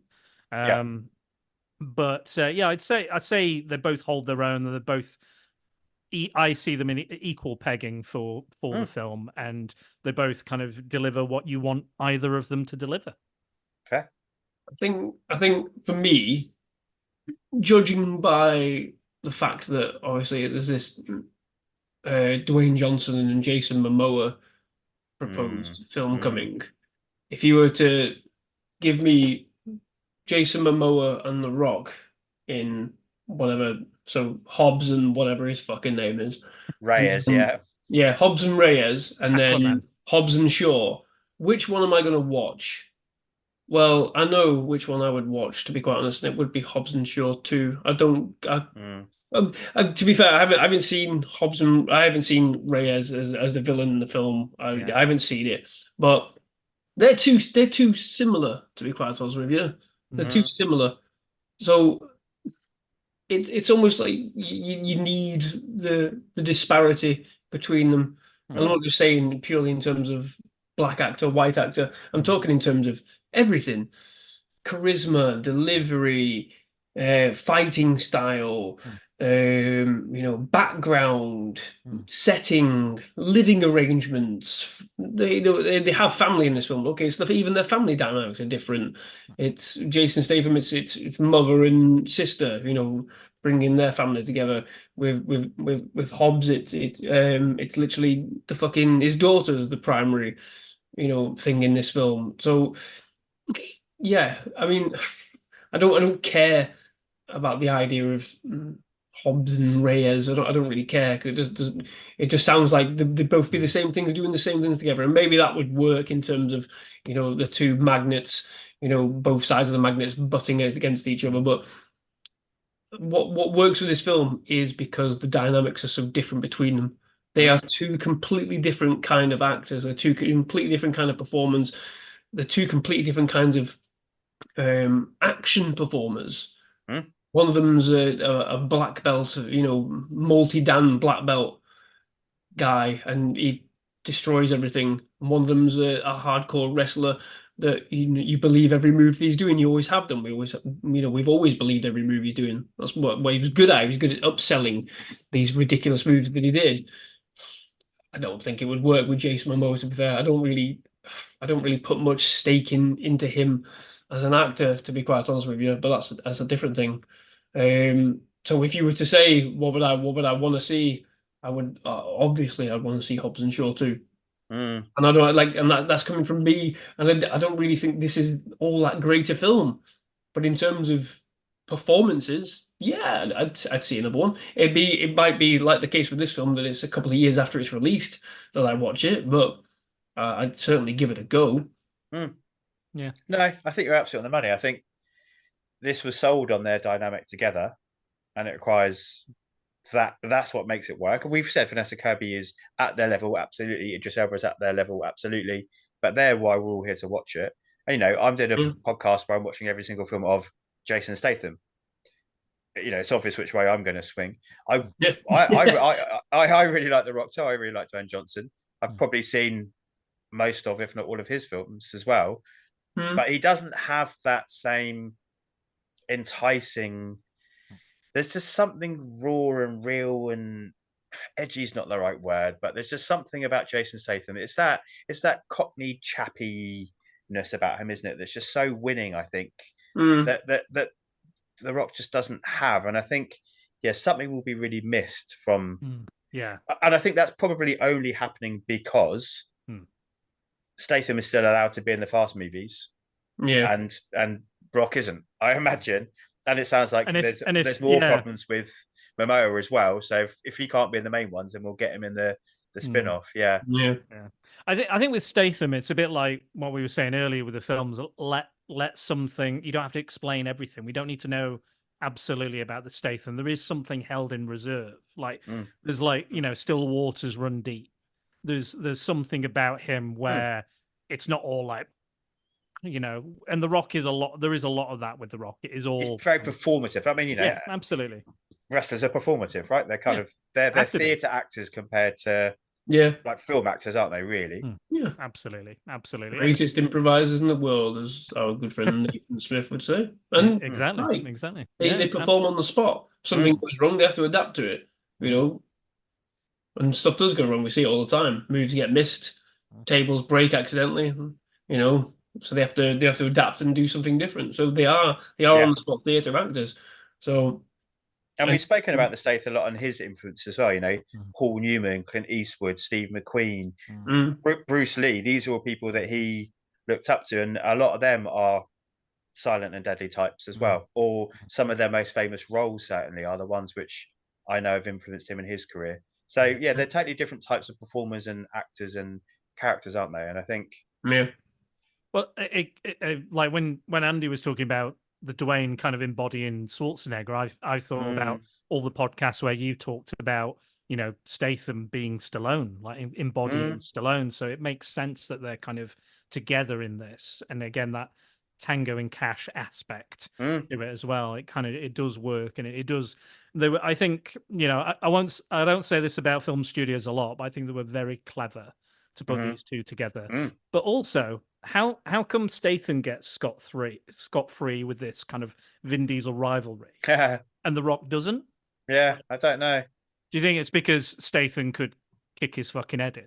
I think what it boils down to is, like I said before, I think it is probably like, but I'm The Rock. Whereas Jason Statham's clearly like, well, I just want to be in these things and enjoy. He doesn't have a brand, does he? And I think he doesn't have an ego. Brand versus brand. That's the way I think. It's Vin Diesel's Fast and Furious versus The Rock, and The Rock muscled in, to use a pun. He's brought in to add muscle to it, and then he's trying to muscle in with his own ideas, his own plans, kind of like what happened with the DC, EU and all that stuff, stuff. Muscling in to try and, fabricate. This is how we can make it better. And Vin Diesel's obviously like, well, no, this is what I want to do, and who the fuck are you, kind of thing. Whereas obviously Jason Statham's just gone, do you want me to kick people's asses or not? And they've gone, yeah, sure, that's fine. Yeah, you just come in. Yeah, fine, I will do. See you next week. Whereas obviously The Rock is like, well, if we do this, this, and this, I can make this better. I can do this better. And obviously Vin Diesel's the kind of person, that I would assume is very much in the same boat. No, I want to do it this way. And because obviously Vin Diesel's entire franchise as a persona revolves around these films. You take him out of these films, what else have you got apart from the Chronicles of Riddick, maybe? Riddick. What else have you got? I know they started filming a new Riddick film, but what else has he got apart from Groot? And I think that's the thing. I think it's protecting his identity, isn't it? His core identity, whereas The Rock is, I'm all this fucking identity. I'm everything because I'm The Rock. trademarked The Rock. So fucking what do you want? Yeah, So yeah. I think that's what it is. It's interesting because they're both producers here as well in this movie, which is interesting. That, Yeah. you know, I would have assumed that The Rock was, but for them to have given the opportunity for Jason Statham as well, so they obviously valued his input. Yeah. But I agree with everything you said. I think something I've noticed as I've been going through this, I do watch behind the scenes interviews and stuff in the build up to each podcast, and he does seem largely unchanged. I mean, you can't help but be somewhat changed by being, you know, starting off as a street seller and then being in 1 billion plus $1 million, $1 billion movies. You can't help but be somewhat changed your life in that way. But he still just seems grateful. You said, Andy, like, I like what I do. I get to have fun. I get to make these movies and show off my skills and do these stunts that I enjoy doing. And again, you know, all the way up to the Beekeeper. I haven't got there yet, but all the way up to that, you know, he's just a guy who likes doing these movies. Yeah. And it comes likes across his life. Yeah. It comes across. Like a lot of his films aren't really all that great for me. Like I didn't think The Beekeeper was great, but I still enjoyed it because I knew he was enjoying it. And that's half the battle sometimes with performers and actors. You know, if your film's a bit fucking windy, then you if somebody's in there giving everything, it does translate. It does come across. It's the same with theatre. It's the same with wrestling. When wrestling's gone down the shitter, you know, you're looking for somebody charismatic to bring it out. And you same with theatre. If your show is a bit whiffy, then you want the performer to drag it up. And a lot of the time, that is quite literally half the battle. Doesn't matter how much fucking money you're putting into a film, or you know this kind of stuff. How much CG you've got, as long as you've got somebody in there. It's why the John Wick films have done so well, because you've got somebody in there who's giving absolutely fucking everything at every single turn that you didn't think would be that kind of person. Even when we think about the Matrix films, you wouldn't have thought, oh, Keanu Reeves is a fucking excellent martial artist and doing the majority of the stunts himself. Well, that's why those films are such a success. Yeah, they've gone fucking way off in terms of plot lines, and you know, it's kind of like this film really. It's got a bit ridiculous, maybe a bit too ridiculous. But then there's still somebody in there who's just absolutely giving fucking everything to the performances, to the fight scenes, to the choreography, to the dialogue. Even if it does stink sometimes, if it does come across as, you know, false and fake, you've still got one of your actors absolutely fucking selling everything, selling every single fucking moment. And it works. It works for this film because everybody's in it. Everybody in it is giving absolutely everything. And it's quite clear that's what Jason Statham's specialty is. It's doing that. It's selling everything, even when it is ridiculous. Yeah. Windy, whiffy, and wiki. We've got all of that in one monologue there, Andy. That was beautiful. I'm done now. Goodbye. All right, should we delve into a couple of letterbox reviews? Then I'll get what you two feel about this overall. Yes, please. Yes, please. What I want you to do, just a slight spin on the format here. So I want you to try and guess how many stars out of 5 each of these reviews give the movie. Oh, yeah. After you've read them out, or before? I'll read them out, yeah, and then try and guess and see. This is a 2-star. Go. Okay, this is from Bailey Whitlock. Not sure why people tend to hate on this movie. What's not to like? I 100% believe that The Rock could restrain a helicopter with his bare hands. I also 100% believe that Jason Statham and Vanessa Kirby were children at the same time. And he's got in brackets, Jason Statham was 53 at the time of the making, and Vanessa Kirby was 33. Anything is possible in the FFCU, Fast and Furious Cinematic Universe. What is stronger than the laws of physics? Family. It's got to be a 5, hasn't it? All right, 5, Andy? I'll go 5 review. I'll go with a 4 stars. Okay, that was a 5. Yeah. Fair enough. Fairly predictable. That one's quite high up. Yeah. Even if it was a little bit facetious in places. Absolutely, yeah. I mean, I did check myself when I was watching that, when they were like kids in the flashback. Yeah. In the Guy Ritchie-esque flashback, I was like, yeah. Oh, they're the same age. She does have, her hair is slightly like silver or grey, so I think maybe that's kind of implying that she's trying to age her up a bit. Yeah, maybe. Because it is almost like very early 80s, late 70s, the flashback. That's what it looks He like. does look good for 50 odd, though, doesn't he? Yeah, right. Yeah. If you didn't know him, Compared to us, definitely. you might actually think maybe in his late 30s, early 40s, maybe. You know, because there's some people out there look fucking rough for late 30s. Believe you me. So, yeah. I love it. Chris and Dan always talk about down on VHS about Taggart in Beverly Hills Cop. Yeah, How he's meant to be. 30s. He's like in his 30s and that, and then fucking hell, like you look at it now. Yeah, absolutely. And then you've got Myrtle and Lethal Weapon saying, "I'm too old for the shit. I've got to retire," and he's like 44 or something. Yeah. But I think like older people looked fucking ancient. Like if you go back and watch like 70s, 60s stuff, you're like, oh, he was 35. You're like, the motherfucker looks 60. You know, shit, motherfucker, you're really 60. Yeah. I mean, how was Helen Mirren, to be fair? I mean, obviously, she looks amazing for her age as well. Yeah, she's got to be six. Forget Isa Gonzalez, says Andy. Helen Mirren. Yeah, you keep them that one. I know what I'm going for. Sure.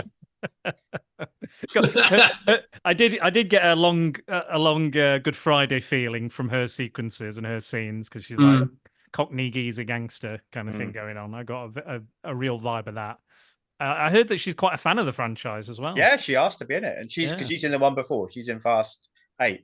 Right. Yeah. Okay. She like literally actively asked, like, if you've got a role, I'd love to be in it. Yeah. Yeah. That's cool. Oscar winner. Fair play. Okay, Lou Shoemaker. Oh, okay. The 3 best lines in this movie, ranked, all spoken by Idris Elba, of course. In response to "Who are you?" "I'm the bad guy." "I'm Black Superman." And then number 1, "Genocide, Smenocide." I don't remember that one. I do. Fucking I forgot the one. "I'm the bad guy." Oh. Yeah. That's right in the cold open, isn't it? That's when I was like, oh yeah, the dialogue is arse in this. Yeah. It's gonna be arse. I'm the bad guy. Well, no shit. There's loads more to go. Sorry. Sorry, I thought you finished. That's just his cold open. That's just the intro. Roger. Idris Elba is the best part of the movie. I applaud whomever's idea it was to make him a borderline indestructible cyborg whose best friend is a motorcycle. The F&F series is already ludicrous, so why not?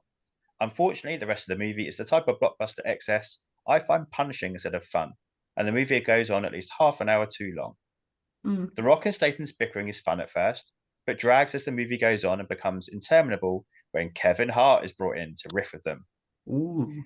The movie peaks early with Statham and Johnson chasing the bad guys down the side of a building and then getting into a car chase that mixes action and comedy effectively. He's doing it again, Dan, isn't he? Yeah, he is. He's nailed it yet again. Every week, every time you podcast, he sums it up in a few sentences where we spend hours describing. We have literally spent 2 hours doing it. Yeah, absolutely, 100%. Jason Statham is fine in the movie, but not as much fun as he was in either of his previous F&F movies. And other movies have proven that he's capable and willing to make fun of himself, but because Shaw is also supposed to be an ultimate badass, the comedy is mostly half-assed insults directed at The Rock. Statham is great at delivering a series of vicious insults, but the rating and the franchise nature of the movie means the comedy gets neutered quite a bit. Also, the action is pretty CGI heavy, so we don't get a lot of interesting choreography or acrobatics from Statham. All right, that was his review. What do we reckon? I'm going to say 2.5 stars. Oof, Dan wins this time. That was exactly 2.5. They do halves. I can't remember. I forgot. Yeah, you can on Letterboxd. You can do halves. You can such a cop out halves, isn't it? God damn it! Just because I got it right, Andy. Just because I got it right. So bitter. All right, 1-1. Great. I'm not bitter. How dare you? Final one. Then this is going to be the decider. Oh shit. Okay, Basket Case Joel says, Rock strong, Statham cool, Deadpool funny. And that is it. What do you reckon? Oh, God. All right. Go on, Andy. Oh, God. 4, I guess. I don't know. Fair? Yeah. Go on, Dan. Doesn't reveal very much, does it? No. 3. Ooh. Do we go closest wins? I'm not sure. Ooh. 1 star. Really? You'd never guess it from that review. From that review. No. I know. Imagine if I did my reviews like that. Yeah. So, what was it? Deadpool funny. Rock strong, Statham cool. 6 words, 1 star. Did the Hulk write this review? Yeah, I wouldn't have. I never would have guessed that one. No. Might shorten my one paragraph reviews to 15 seconds on the YouTube shorts and just do that. It sounds vaguely positive. It does, yeah. But then it's like it's like playing with your expectations. Yeah, yeah, bizarre. Yeah, but no, okay. We'll call it a draw, Andy. We'll call it a draw. Yeah, draw it is. Son of a bitch. That's just not to incur his wrath, is it? Pretty much. For you two, though, that's what's important. I mean, that's a bit of fun, but for you two, as a Stath movie, is this classic, worth catching, or completist? We know, surely we've come up from In the Name of the King, Andy. Where have we landed? I think it's worth catching, isn't it? I think it's worth catching because, like I said, if they were to do a sequel, I'd catch it. So yeah, I think it is worth catching. Yeah, definitely.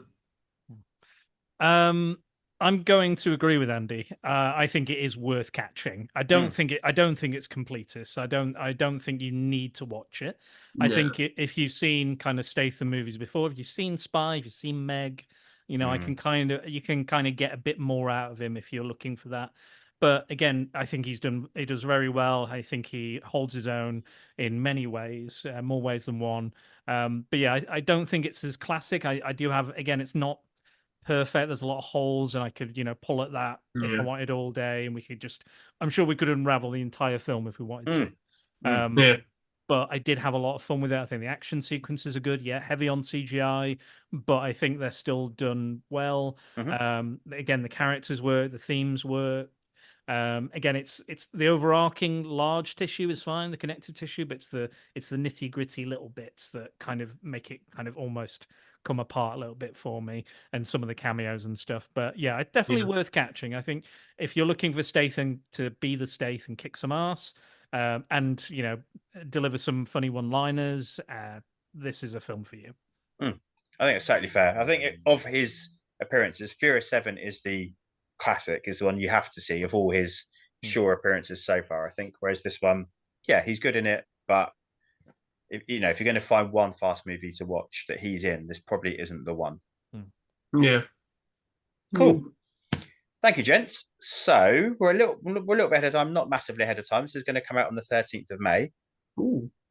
What is going on in your world? What's Andy got lined up? What do you think you might be reviewing? Dan, what have you got podcast-wise coming up? Well, obviously, we're in the full summer phase at the moment, aren't we? Well, spring summer phase of movies. So there's quite a few bits and pieces coming out. I know that the Fall Guy has just been released. New Planet of the Apes movie, which I didn't even fucking realize was that close. And then obviously for me, I think the big one I'm looking forward to is Furiosa. So I've got a lot of hopes for that film based on Fury Road. But again, I think there's a prevailing worry with a lot of films at the minute that none of them are hitting the heights. So it's interesting watching them to review them, not based on how they do box office wise, because I never really look at that. But it's interesting to see that a lot of thoughts are that all these films are going to do poorly, which is quite striking. It's interesting to sort of watch from afar, to review critically. It's difficult, really. So yeah, that's what I'm looking at really at the moment. Just focusing mainly on the movie reviews. TV shows are coming thick and fast, but I just can't seem to keep up with them fast enough to review them, to be honest. So yeah, just movies for me as and when I can catch them. So yeah, that's all for me at the moment, to be fair.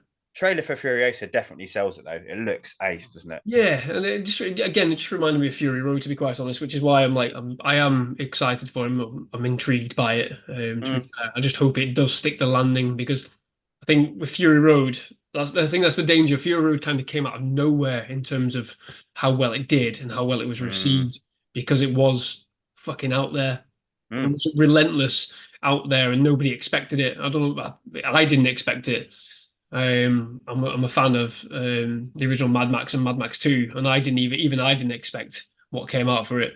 So I guess there is that sort of worry that maybe it doesn't carry the momentum, because it has been a long time really since Fury Road. in the grand scheme of things. So we'll just have to wait and see, won't we? But I'm intrigued by it. The missus wants to watch it because Chris Hemsworth is really weird looking in it. So and I genuinely didn't recognise him to begin with. No, yeah. When I first watched the trailer, I was like, "Is it? Is it?" And then his name came up, and I was like, "Oh yeah, it is. Yeah, it's pretty good styling." Yeah, so I think that's something to look forward to. Is just Chris Hemsworth having a bit of a laugh and a bit of fun with it, and hopefully that translates to the film, and we get some some good quality action. Hey, where's our Chris Hemsworth and Jason Statham matchup? Actually, that works. See that. Maybe we can have a what's that action franchise that Chris Hemsworth does at the minute? What is it? Oh, Extraction. Extraction. Maybe we can have an Extraction beekeeper crossover or something. Maybe, who knows? Stath could be a bad guy in an Extraction movie. Yeah, could be. Yeah. I'd buy that for $1. Yeah, that's just me. Yeah, brilliant. I can't wait for those. I'm looking forward to those reviews. I think that'll be really fun. I'm interested in seeing how they turn out.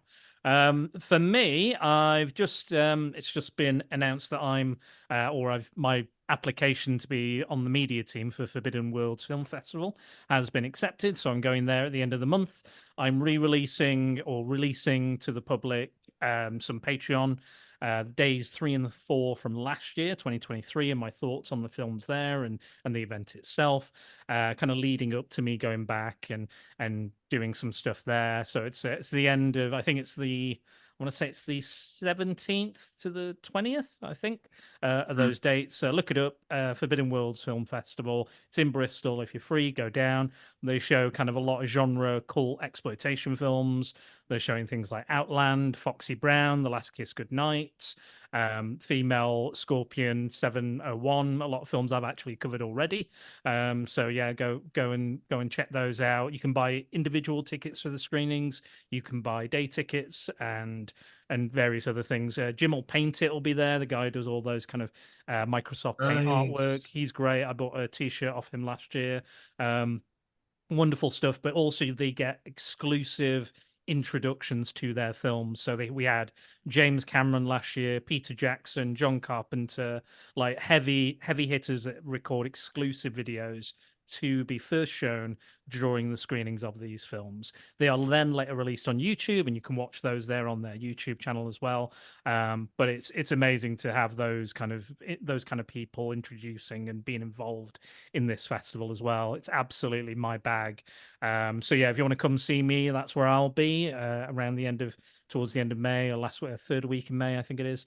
Third weekend in May. But yeah, I'm really looking forward to it. And then after that in June, me and Andy are coming back together to work on another Wrong Direction. And we need to do our dual, we've got to do our dual YouTube video on Andy's channel, which is coming up shortly whenever we find the time. But yeah, we're going to cover John Carpenter's, as the patrons have picked, John Carpenter and his Memoirs of an Invisible Man. And we're going to see what the fuck happened to that film. Good God, man.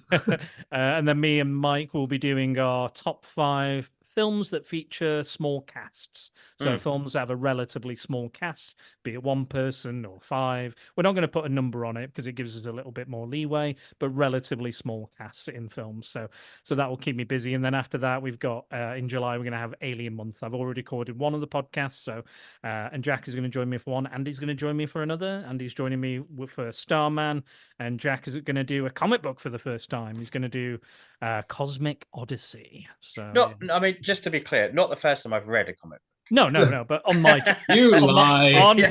You lie. First time I've covered a comic book on my podcast. Yes. So it's going to be me and Max, Jack and Max, and then me, Andy, and Paul. We're coming back together because I feel like after doing Escape from Sobibor, I kind of have to do something a little bit nicer.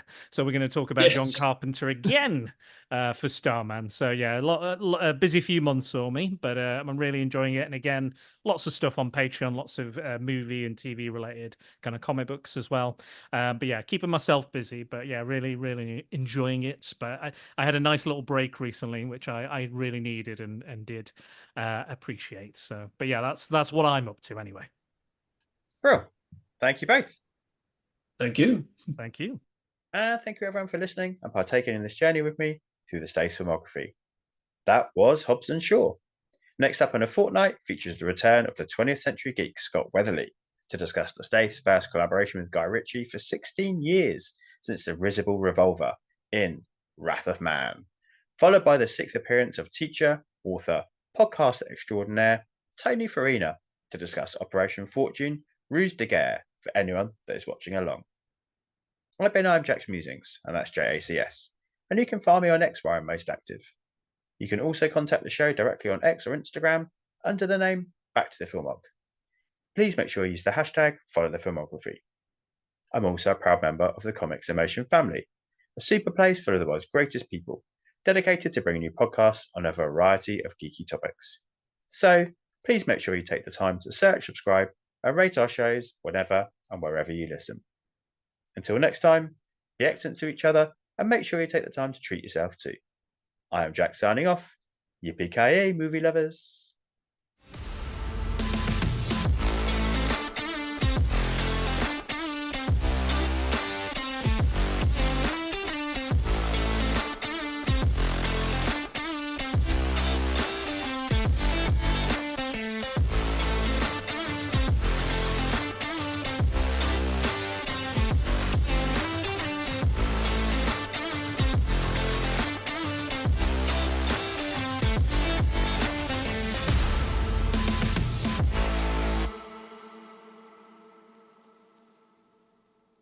Cut.